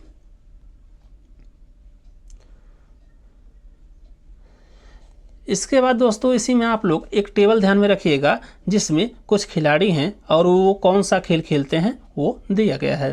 तो इसमें सबसे पहले आप लोग ध्यान रखिएगा कर्णम मल्लेश्वरी, और ये खेलती हैं दोस्तों भारोत्तोलन, और फिर इसके बाद है मनु भाकर, और ये हैं दोस्तों निशानेबाजी से संबंधित। फिर इसके बाद हैं फवाद मिर्ज़ा, और ये संबंधित हैं घोड़सवारी से। फिर इसके बाद हैं विजेंद्र सिंह मैरी कॉम, ये दोनों लोग संबंधित हैं दोस्तों मुक्केबाजी से। फिर इसके बाद हैं पंकज अडवाणी, ये संबंधित हैं बिलियर्ड्स से। फिर इसके बाद हैं मनप्रीत सिंह और रुपिंदर पाल सिंह, ये दोनों लोग संबंधित हैं दोस्तों हॉकी से। इसके बाद आप लोग ध्यान में रखिएगा बजरंग पुनिया, ये संबंधित हैं कुश्ती से। फिर इसके बाद हैं अंजू बॉबी जॉर्ज, और ये हैं दोस्तों भारत की एक एथलेटिक्स। फिर इसके बाद हैं विकास गौड़, और ये हैं दोस्तों एक डिस्कस थ्रोअर। इसके बाद नोट्स में आप लोग ध्यान में रखिएगा कि ओलंपिक में भारत के पहले ध्वजवाहक थे पूरम बनर्जी, और ये थे दोस्तों 1920 के ओलंपिक में भारत के ध्वजवाहक।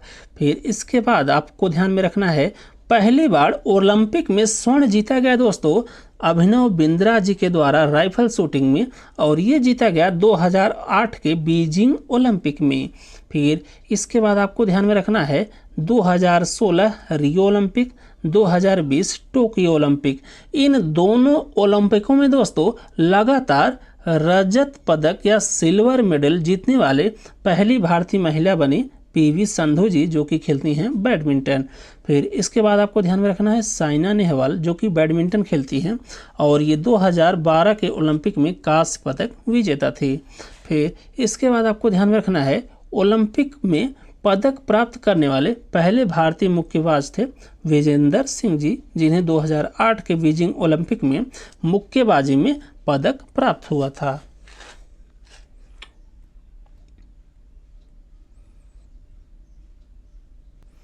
इसके बाद आप लोग देखिए खेलों से संबंधित कुछ पुरस्कारों के नाम। तो सबसे पहला देखिए राजीव गांधी खेल रत्न पुरस्कार, या जिसे अब कर दिया गया है दोस्तों मेजर ध्यानचंद खेल रत्न पुरस्कार। और राजीव गांधी खेल रत्न पुरस्कार की स्थापना हुई दोस्तों 1991 में, जिसमें 2021 में नाम बदल दिया गया और इसका नाम कर दिया गया मेजर ध्यानचंद खेल रत्न पुरस्कार। और इसके बाद आप लोग ध्यान में रखिएगा कि पहली महिला हॉकी खिलाड़ी बनी जिन्हें राजीव गांधी खेल रत्न पुरस्कार या मेजर ध्यानचंद खेल रत्न पुरस्कार मिला, वो थी दोस्तों रानी रामपाल। फिर इसके बाद आपको ध्यान में रखना है सबसे कम उम्र में राजीव गांधी खेल रत्न पुरस्कार प्राप्त करने वाले व्यक्ति थे अभिनव बिंद्रा। और इसके बाद आप लोग ध्यान में रखिएगा 2020 में राजीव गांधी खेल रत्न पुरस्कार दिया गया रोहित शर्मा, विनेश फोगाट, मरियप्पन थांगवेलु और मनिका बत्रा जी को। इसके बाद आप लोग ध्यान में रखिएगा दूसरे नंबर पर अर्जुन पुरस्कार, और इसकी स्थापना हुई 1961 में। फिर इसके बाद है द्रोणाचार्य पुरस्कार, और इसकी स्थापना हुई 1985 में। और द्रोणाचार्य पुरस्कार दिया जाता है दोस्तों कोच महोदय को। फिर इसके बाद देखिए ध्यानचंद पुरस्कार, और इसकी स्थापना हुई 2002 में। और ये दोस्तों खेलों में जीवन भर की उपलब्धियों के लिए दिया जाता है ध्यानचंद पुरस्कार। फिर इसके बाद आपको ध्यान में रखना है अगला मौलाना अब्दुल कलाम आज़ाद ट्रॉफी, जिसकी स्थापना हुई दोस्तों 1956-57 में। और ये विश्वविद्यालयों में खेल स्पर्धा को बढ़ावा देने के लिए दोस्तों शुरू किया गया। फिर इसके बाद आप लोग ध्यान में रखिएगा राष्ट्रीय कल्याण कोष, जिसकी स्थापना हुई 1982 में। और 2017 में राष्ट्रीय कल्याण कोष का दोस्तों नाम बदल दिया गया और इसका नाम हो गया पंडित दीनदयाल उपाध्याय राष्ट्रीय कल्याण कोष। और ये दोस्तों जो खेल से जुड़े खिलाड़ी होते हैं उनके लिए दोस्तों कल्याण का कार्य करता है राष्ट्रीय कल्याण कोष या पंडित दीनदयाल उपाध्याय राष्ट्रीय कल्याण कोष। फिर इसके बाद आप लोग ध्यान में रखिएगा पॉली उमरीगर पुरस्कार, और ये दिया जाता है दोस्तों क्रिकेट में। और पहला पॉली उमरीगर पुरस्कार दिया गया सचिन रमेश तेंदुलकर जी को।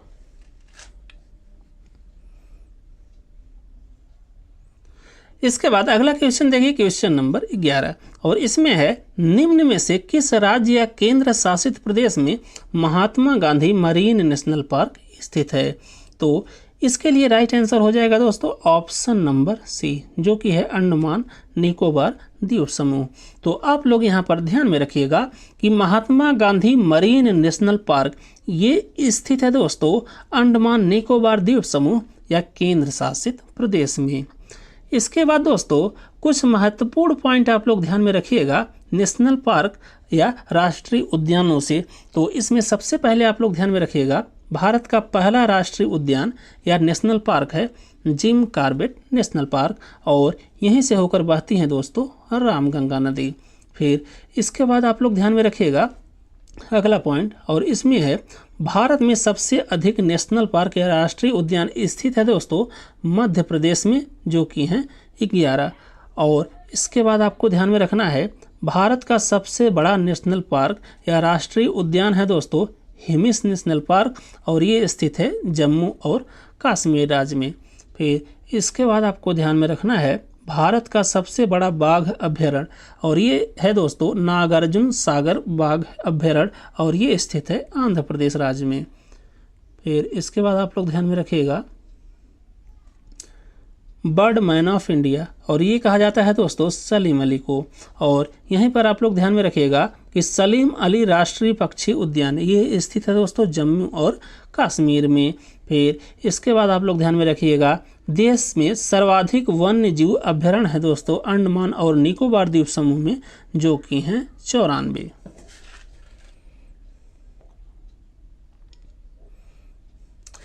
इसके बाद आप लोग भारत के कुछ प्रमुख राष्ट्रीय उद्यानों को देख लीजिए। तो इसमें सबसे पहले आप लोग ध्यान में रखिएगा सिमलीपाल, कुलडीहा, हथगढ़ नेशनल पार्क, ये सभी स्थित हैं दोस्तों उड़ीसा के मयूरभंज जिले में, और इसलिए मयूरभंज को हाथी रिजर्व के नाम से भी जाना जाता है। तो Similipal national park, Kuldiha national park और हथगढ़ नेशनल पार्क ये स्थित हैं उड़ीसा के मयूरभंज जिले में। फिर इसके बाद आपको ध्यान में रखना है किश्तवाड़ा नेशनल पार्क, और ये स्थित है दोस्तों जम्मू और कश्मीर राज्य में, और ये किश्तवाड़ा नेशनल पार्क ये हिम तेंदुओं के लिए प्रसिद्ध है। और जम्मू कश्मीर से आप लोग ध्यान में रखिएगा कि जम्मू और कश्मीर राज्य में ही स्थित है दोस्तों डाची गाम नेशनल पार्क। फिर इसके बाद आप लोग ध्यान में रखिएगा वंसदा नेशनल पार्क, और ये स्थित है दोस्तों गुजरात में। और गुजरात में ही स्थित है दोस्तों गिर नेशनल पार्क, जो कि एशियाई शेरों के लिए प्रसिद्ध है। तो वंसदा नेशनल पार्क ये स्थित है गुजरात में, और गुजरात में भी स्थित है दोस्तों गिर नेशनल पार्क, और ये गिर नेशनल पार्क ये दोस्तों एशियाई शेरों के लिए प्रसिद्ध है। फिर इसके बाद आपको ध्यान में रखना है डिब्रू सैखोवा राष्ट्रीय उद्यान, और ये स्थित है दोस्तों असम राज्य में, और यहीं असम में ही स्थित है दोस्तों काजीरंगा राष्ट्रीय उद्यान, जो कि एक सींग वाले गैंडों के लिए प्रसिद्ध है। फिर इसके बाद आप लोग ध्यान में रखिएगा पन्ना राष्ट्रीय उद्यान, या इसी को कहा जाता है पन्ना टाइगर रिजर्व, और ये स्थित है दोस्तों एमपी में। फिर इसके बाद आप लोग ध्यान में रखिएगा खंगचेनजोंग नेशनल पार्क, और ये स्थित है सिक्किम में। इसके बाद आप लोग ध्यान में रखिएगा चंबल अभ्यारण्य, और ये स्थित है उत्तर प्रदेश, राजस्थान और मध्य प्रदेश राज्य में, और ये लाल मुकुट वाले कछुओं के लिए प्रसिद्ध है। फिर इसके बाद आप लोग ध्यान में रखिएगा बंदीपुर नेशनल पार्क और नागरहोल नेशनल पार्क, और ये स्थित है कर्नाटक राज्य में। फिर इसके बाद आपको ध्यान में रखना है भगवान महावीर उद्यान, ये स्थित है गोवा में।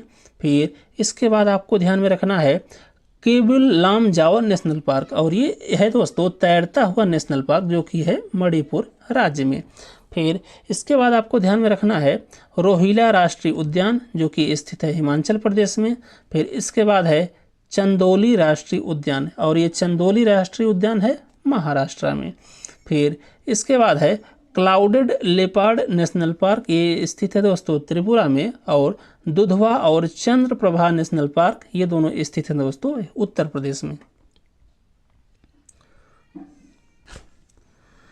इसके बाद आप लोग ध्यान में रखिएगा भितरकनिका वन्यजीव अभ्यारण्य, ये स्थित है उड़ीसा में, और ये दोस्तों एस्टुराइन क्रोकोडाइल्स के संरक्षण के लिए प्रसिद्ध है भितरकनिका वन्यजीव अभ्यारण्य, जो कि स्थित है उड़ीसा में।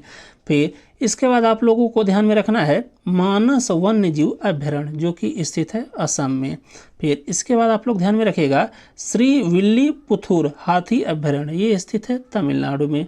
फिर इसके बाद है विक्रमशिला गंगा डॉल्फिन वन्य जीव अभयारण्य, ये स्थित है दोस्तों बिहार में। फिर इसके बाद है बंकापुर मयूर अभयारण्य, ये स्थित है कर्नाटक में। फिर इसके बाद है वाल्मीकि बाघ अभयारण्य, ये स्थित है दोस्तों बिहार में। और यहीं पर स्थित है दोस्तों बिहार में ही कैमूर वन्य जीव अभयारण्य। इसके बाद आप लोग ध्यान में रखिएगा टाइगर मैन ऑफ इंडिया कहा जाता है सांखला जी को। और प्रोजेक्ट टाइगर की शुरुआत हुई भारत में 1973 में। और सबसे बड़ा बाघ अभयारण्य है भारत में नागार्जुन सागर श्रीशैलम जो कि पड़ता है आंध्र प्रदेश में। और इसी में आप लोग ध्यान में रखिएगा सबसे छोटा बाघ अभयारण्य स्थित है भारत में, वो है दोस्तों पेंच जो कि है महाराष्ट्र में।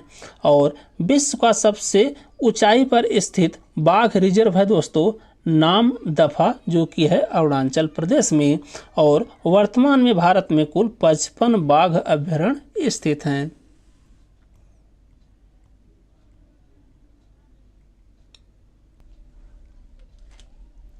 इसके बाद आप लोग ध्यान में रखिएगा भारत में कुल 18 जैव मंडल क्षेत्र हैं, जिसमें कुछ महत्वपूर्ण जो है दोस्तों जो एग्जाम में आ सकते हैं उसे आपको ध्यान में रखना है। और इसमें सबसे पहले आप लोग ध्यान में रखिएगा नंदा देवी, और ये स्थित है उत्तराखंड में। फिर इसके बाद है नीलगिरी, ये स्थित है तमिलनाडु और केरल में। फिर इसके बाद है नोकरेक और ये स्थित है मेघालय में। फिर इसके बाद है पंचमढ़ी और ये स्थित है मध्य प्रदेश में। फिर है शेषचलम और ये स्थित है दोस्तों आंध्र प्रदेश में। फिर इसके बाद है पेरियार, ये स्थित है केरल में और ये दोस्तों हाथियों के लिए प्रसिद्ध है। फिर इसके बाद है सुंदरवन जो कि स्थित है पश्चिम बंगाल में और ये बाघों के लिए प्रसिद्ध है। इसके बाद आप लोग पर्यावरण में ध्यान रखिएगा कि विश्व पर्यावरण दिवस मनाया जाता है 5 जून को। और हर वर्ष विश्व पृथ्वी दिवस मनाया जाता है दोस्तों 22 अप्रैल को। और इसके बाद आपको ध्यान में रखना है अम्लीय वर्षा किसके लिए होती है दोस्तों, किस कारण से। तो अम्लीय वर्षा का कारण है दोस्तों सल्फर डाइऑक्साइड और नाइट्रोजन ऑक्साइड। और जो ओजोन परत या ओजोन लेयर पाई जाती है वो पाई जाती है दोस्तों समताप मंडल या स्ट्रेटोस्फेयर में। और ओजोन परत मापने की इकाई है दोस्तों डॉप्सन। और ओजोन परत को सबसे ज़्यादा हानि पहुंचाई जाती है दोस्तों CFC या क्लोरोफ्लोरोकार्बन गैस के द्वारा, हैलोजन के द्वारा और रिफ्रिजेंट गैस के द्वारा जो कि दोस्तों AC और फ्रिज में भरी जाती है।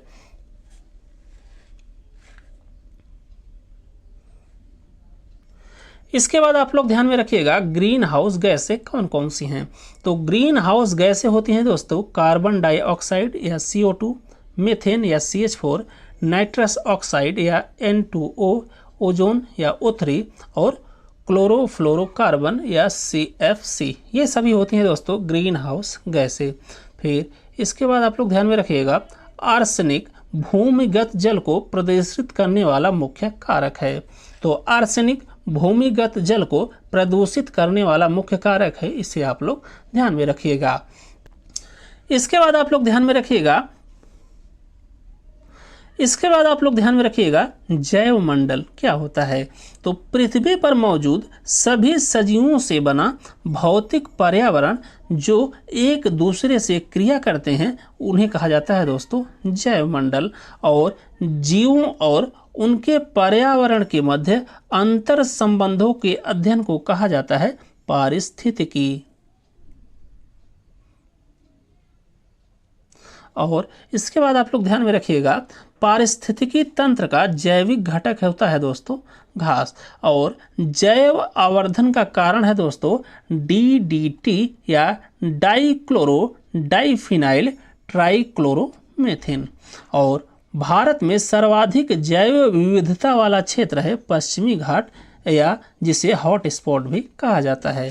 और इसके बाद आप लोग ध्यान में रखिएगा कि ऊपरी वायुमंडल में ऑक्सीजन को ओजोन में बदलता है दोस्तों परावैगनी विकिरण।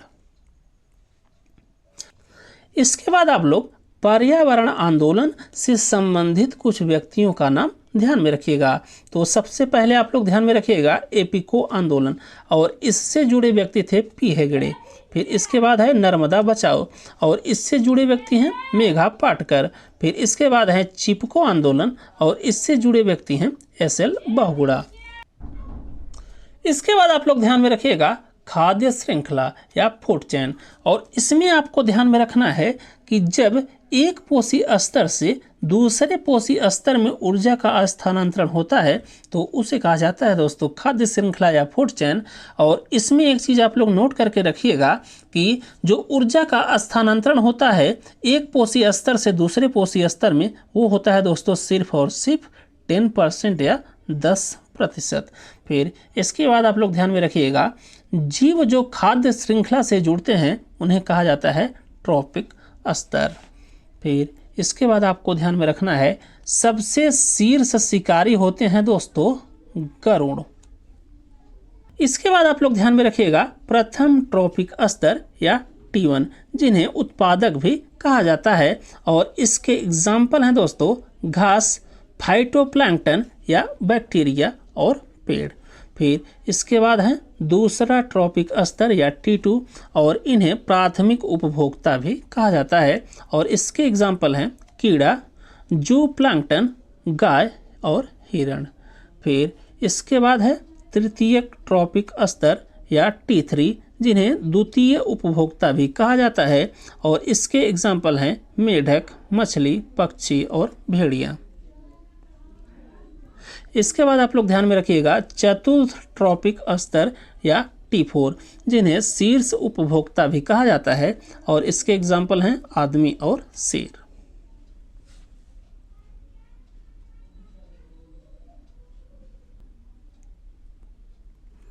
इसके बाद आप लोग देखिए योजना आयोग या प्लानिंग कमीशन, और इसमें सबसे पहले आपको ध्यान में रखना है कि योजना आयोग या प्लानिंग कमीशन की स्थापना हुई 15 मार्च 1950 को, और इसके अध्यक्ष थे दोस्तों जो उस समय के प्रधानमंत्री थे। अर्थात योजना आयोग या प्लानिंग कमीशन का अध्यक्ष कौन होता है, तो वो होता है जो उस समय का भारत का प्रधानमंत्री हो।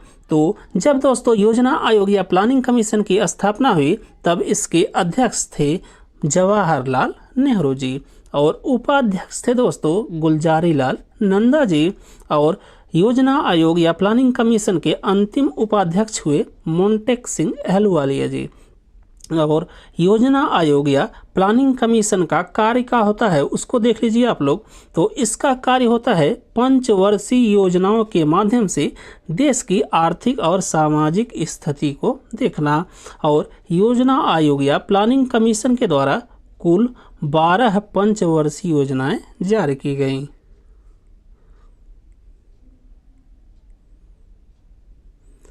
इसके बाद आप लोग देखिए प्रथम पंचवर्षीय योजना या प्लान नंबर 1 जो कि चली थी 1951 से लेकर 1956 तक, और प्रथम पंचवर्षीय योजना का लक्ष्य था कृषि या एग्रीकल्चर का विकास, और ये आधारित थी दोस्तों हैरोल्ड डोमर मॉडल पर।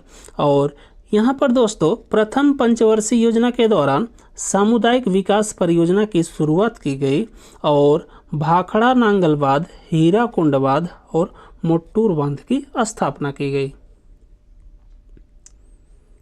इसके बाद देखिए द्वितीय पंचवर्षीय योजना, और ये चली थी 1956 से लेकर 1961 तक, और इसका लक्ष्य था औद्योगिक विकास या इंडस्ट्रियल डेवलपमेंट, और ये आधारित थी दोस्तों पीसी महलनोबिस मॉडल पर। और इस पंचवर्षीय योजना के दौरान भिलाई, दुर्गापुर, राउरकेला में दोस्तों हैवी इंडस्ट्री का निर्माण किया गया।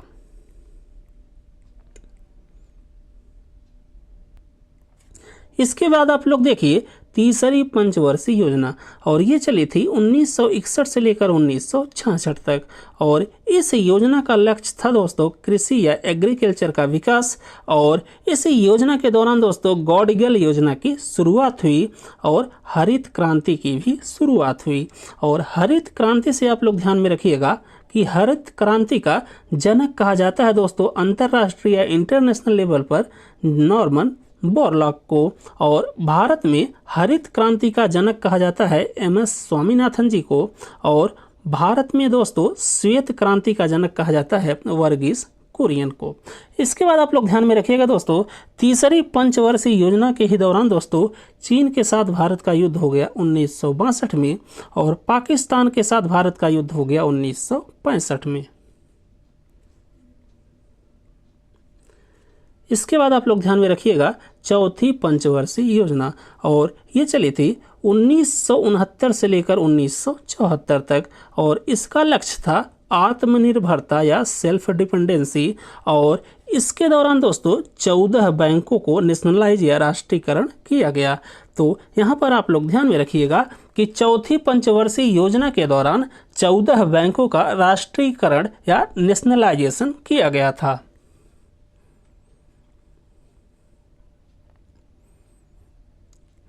इसके बाद देखिए पांचवी पंचवर्षीय योजना, और ये चली थी 1974 से लेकर 1979 तक, और इसका लक्ष्य था गरीबी उन्मूलन या पॉवर्टी एलिमिनेशन। और इस योजना के दौरान दोस्तों राष्ट्रीय राजमार्ग प्रणाली की शुरुआत की गई, और यह योजना अपना कार्यकाल दोस्तों पूरा नहीं कर सकी क्योंकि उस समय मौजूदा जो सरकार थी जिसके समय में ये पांचवी पंचवर्षीय योजना की शुरुआत हुई वो दोस्तों सरकार गिर गई। तो इसीलिए पांचवी पंचवर्षीय योजना अपना पूरा कार्यकाल पूरा नहीं कर सकी। फिर दोस्तों इसी पंचवर्षीय योजना में चला था रोलिंग प्लान, जो कि चला था 1978 से लेकर 1979 तक। तो रोलिंग प्लान किस पंचवर्षीय योजना में चला? तो ये चला दोस्तों पांचवी पंचवर्षीय योजना में।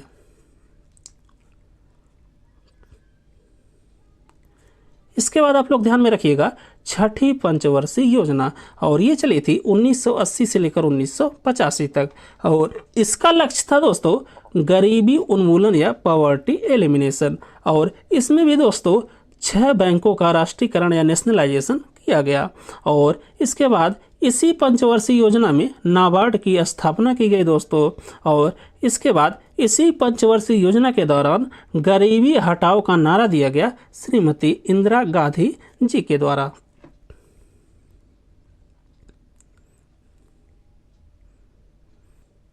इसके बाद देखिए सातवीं पंचवर्षीय योजना, और ये चली थी 1985 से लेकर 1990 तक, और इसका लक्ष्य था दोस्तों तकनीकी विकास या टेक्नोलॉजी डेवलपमेंट। और सातवीं पंचवर्षीय योजना में दोस्तों शुरुआत हुई जवाहर रोजगार योजना की।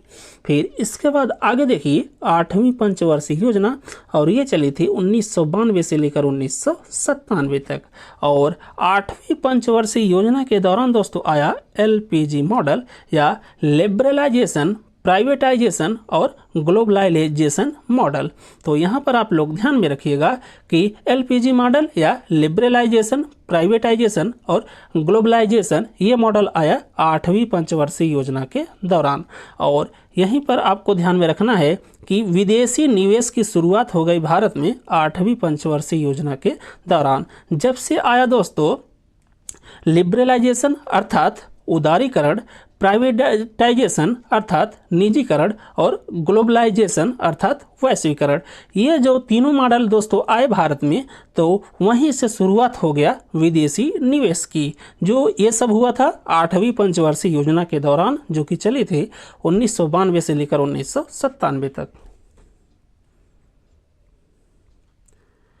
इसके बाद 9वीं 10वीं आपको नहीं ध्यान में रखना है। फिर आप लोग ध्यान में रखिएगा 11वीं पंचवर्षीय योजना, जो कि चली थी 2007 से लेकर 2012 तक, और इसका लक्ष्य था समावेशी और सतत विकास या इंक्लूसिव एंड सस्टेनेबल ग्रोथ।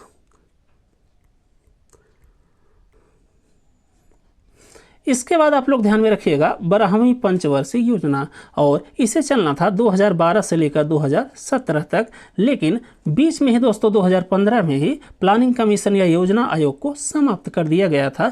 तो जो 12वीं पंचवर्षीय योजना थी ये भी अपना पूरा कार्यकाल पूरा नहीं कर सकी थी।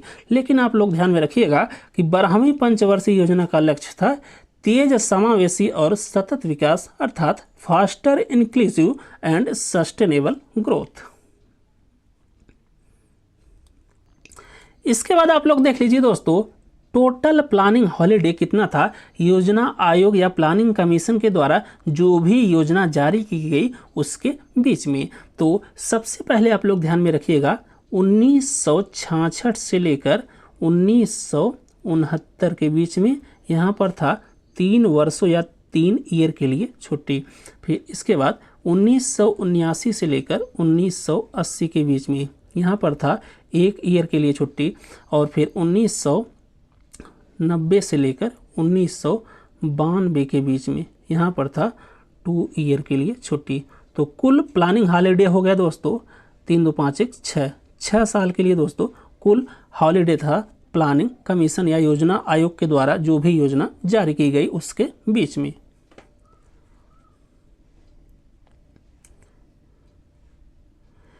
इसके बाद आपको ध्यान में रखना है भारत सरकार ने योजना आयोग को 2015 में समाप्त कर दिया और उसके स्थान पर नीति आयोग की स्थापना की। तो आइए हम लोग देखते हैं नीति आयोग, जिसका फुल फॉर्म है दोस्तों national institute for transforming India, और इसकी स्थापना हुई 1 जनवरी 2015 को। और इसके अध्यक्ष होंगे दोस्तों जो वर्तमान के पीएम होंगे, अर्थात वर्तमान में नीति आयोग के अध्यक्ष हैं प्राइम मिनिस्टर नरेंद्र मोदी जी। फिर इसके बाद आपको ध्यान में रखना है कि नीति आयोग के उपाध्यक्ष हैं सुमन बेरी जी, और इसके सीईओ या चीफ एग्जीक्यूटिव ऑफिसर या मुख्य कार्यकारी अधिकारी हैं श्री सुब्रमण्यम जी।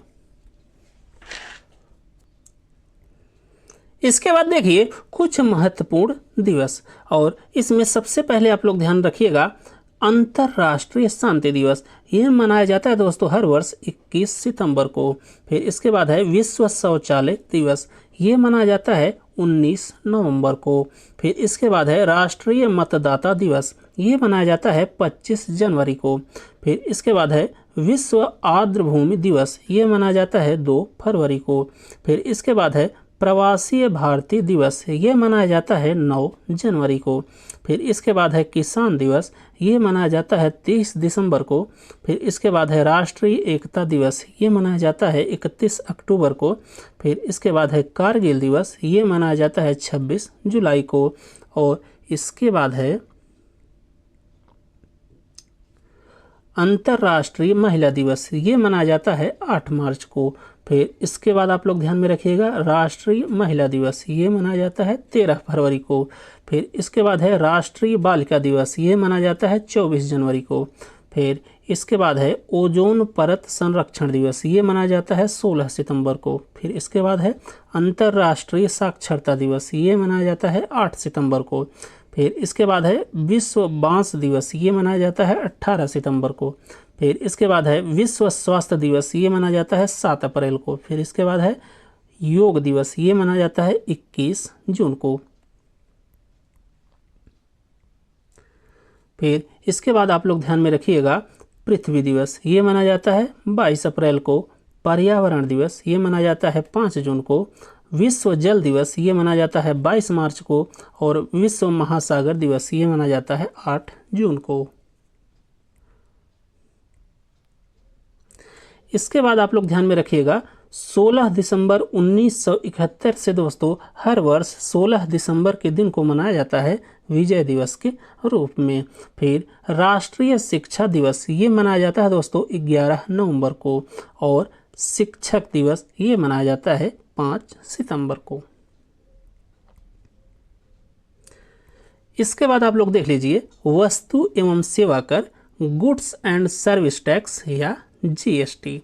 तो जीएसटी या इसी का फुल फॉर्म है दोस्तों गुड्स एंड सर्विस टैक्स। और जीएसटी का सुझाव दिया था सर्वप्रथम दोस्तों केलकर समिति ने। और 122वां संविधान संशोधन या 122 कॉन्स्टिट्यूशनल अमेंडमेंट एक्ट 2014 के तहत जीएसटी विधेयक लाया गया लोकसभा में 3 अगस्त 2016 को और राज्यसभा में 8 अगस्त 2016 को। और राष्ट्रपति की दोस्तों जीएसटी विधेयक पर स्वीकृति मिली 8 सितंबर 2016 को। फिर इसके बाद 101वां संविधान संशोधन या 101 कॉन्स्टिट्यूशनल अमेंडमेंट एक्ट 2016 के तहत 1 जुलाई 2017 को जीएसटी लागू किया गया।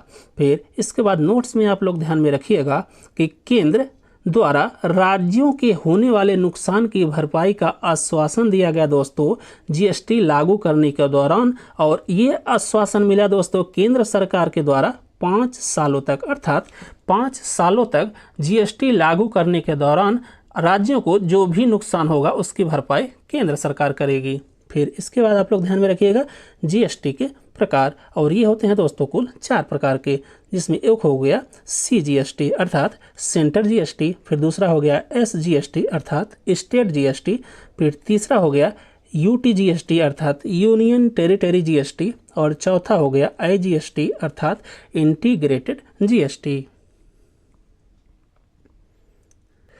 इसके बाद आप लोग देखिए जीएसटी काउंसिल या जीएसटी परिषद, और ये आता है दोस्तों अनुच्छेद 279A के अंतर्गत, और इसकी स्थापना हुई थी 12 सितंबर 2016 को, और इसमें कुल सदस्य होते हैं 33, और इसके अध्यक्ष होते हैं दोस्तों केंद्रीय वित्त मंत्री महोदय, और इसमें जो अन्य सदस्य होते हैं दोस्तों वो हैं राज्य मंत्री और वित्त मंत्री सभी राज्यों एवं केंद्र शासित प्रदेशों के।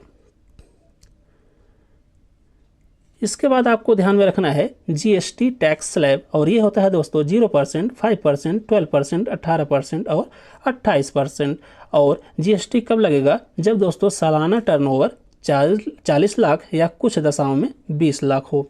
फिर जीएसटी का प्रारूप सर्वप्रथम तैयार किया गया दोस्तों असीम दास गुप्ता जी के द्वारा, और जीएसटी का जो पंजीकरण होता है वो होता है दोस्तों कुल 15 डिजिट का, और जीएसटी लागू करने वाला पहला देश था फ्रांस, जिसने 1954 में जीएसटी लागू किया, और भारत में सबसे पहले जीएसटी लागू करने वाला राज्य था दोस्तों असम, और अंतिम राज्य जीएसटी को लागू करने वाला है दोस्तों जम्मू और कश्मीर।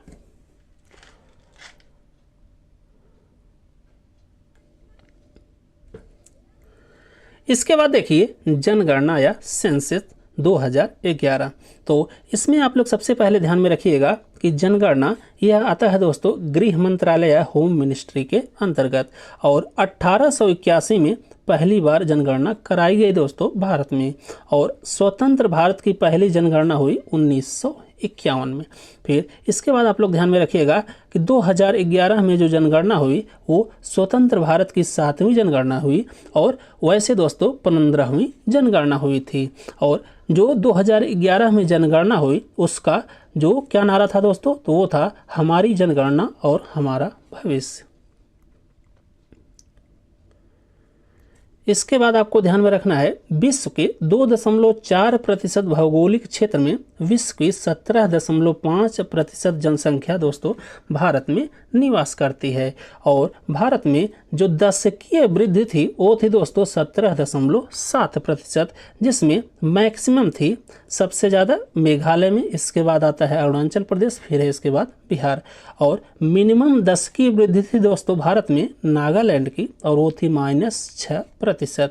फिर इसके बाद आप लोग ध्यान में रखिएगा जनसंख्या घनत्व, जो कि था दोस्तों भारत का जनसंख्या घनत्व 382, और घनत्व दोस्तों मैक्सिमम था राज्यों में वो था बिहार का, फिर इसके बाद है वेस्ट बंगाल या पश्चिम बंगाल, फिर इसके बाद है उत्तर प्रदेश। और जनसंख्या घनत्व मिनिमम कहाँ का है दोस्तों वो भी देख लीजिए, तो मिनिमम जनसंख्या घनत्व है भारत में वो है अरुणाचल प्रदेश का, फिर उसके बाद है मिजोरम, फिर उसके बाद है सिक्किम, और फिर इसके बाद आप लोग ध्यान में रखिएगा लिंगानुपात, और वो है दोस्तों 943 पूरे भारत का, जिसमें केरल राज्य का लिंगानुपात सबसे अधिक है, वो है 1084 या 1084 जो कि है मैक्सिमम, और हरियाणा का लिंगानुपात है दोस्तों 879 जो कि है मिनिमम। फिर इसके बाद आप लोग ध्यान में रखिएगा शिशु लिंगानुपात कितना है भारत का, तो वो है 918, जिसमें सबसे अधिक है अरुणाचल प्रदेश का, उसके बाद है मिजोरम, फिर है मेघालय। इसके बाद आपको ध्यान में रखना है सर्वाधिक जनसंख्या वाले 5 राज्य कौन कौन से हैं, तो सबसे अधिक जनसंख्या वाले 5 राज्य हैं दोस्तों उत्तर प्रदेश, उसके बाद है महाराष्ट्र, फिर है बिहार, फिर है वेस्ट बंगाल या पश्चिम बंगाल, और फिर उसके बाद है आंध्र प्रदेश।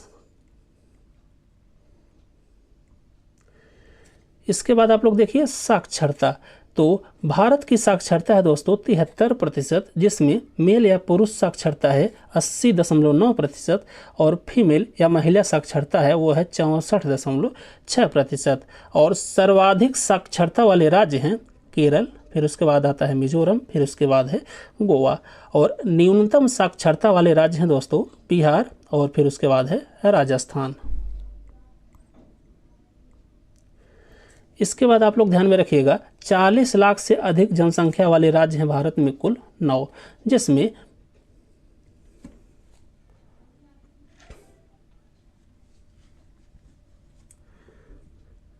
इसके बाद आप लोग ध्यान में रखिएगा 40 लाख से अधिक जनसंख्या वाले शहर हैं दोस्तों भारत में कुल 9, जिसमें पहला हो गया मुंबई, उसके बाद हो गया दिल्ली, उसके बाद हो गया कोलकाता, उसके बाद हो गया बेंगलुरु, और लास्ट में 9वें नंबर पर है दोस्तों सूरत। इसके बाद आपको ध्यान में रखना है सबसे ज़्यादा अनुसूचित जाति या शेड्यूल कास्ट या एससी ये रहते हैं दोस्तों यूपी या उत्तर प्रदेश में, और सबसे ज़्यादा अनुसूचित जनजाति या शेड्यूल ट्राइब ये रहती है दोस्तों एमपी या मध्य प्रदेश, उसके बाद महाराष्ट्र, फिर उसके बाद उड़ीसा। और यहीं पर आप लोग ध्यान में रखिएगा नोट्स में कि हरियाणा और पंजाब में कोई भी एसटी समुदाय का आदमी नहीं रहता है। इसके बाद आपको ध्यान में रखना है भारत की जो नगरीय जनसंख्या है वो है दोस्तों 31.1%। और यहीं पर आपको ध्यान में रखना है कि गोवा इस राज्य में दोस्तों सबसे अधिक 62% नगरीय जनसंख्या है, और मैक्सिमम वैसे लिया जाए दोस्तों तो वो है महाराष्ट्र में, लेकिन परसेंटेज वाइज नगरीय जनसंख्या सबसे अधिक है गोवा की। फिर इसके बाद आपको ध्यान में रखना है भारत की ग्रामीण जनसंख्या का प्रतिशत है 68.9%। और भारत में पारसियों की संख्या है दोस्तों 57,264। इतने लोग हैं दोस्तों भारत में पारसी। और यहाँ पर एक बार फिर नोट्स में आप लोग ध्यान में रखिएगा कि 1921 को महाविभाजन वर्ष के रूप में जाना जाता है। तो बस दोस्तों इस क्लास में बस इतना ही। अगर आपको हमारी ये क्लास अच्छी लगी हो तो आप सभी लोग गगन GS स्टडी पॉइंट चैनल को लाइक कीजिए, शेयर कीजिए, सब्सक्राइब कीजिए। थैंक यू दोस्तों, मिलते हैं अगली क्लास में।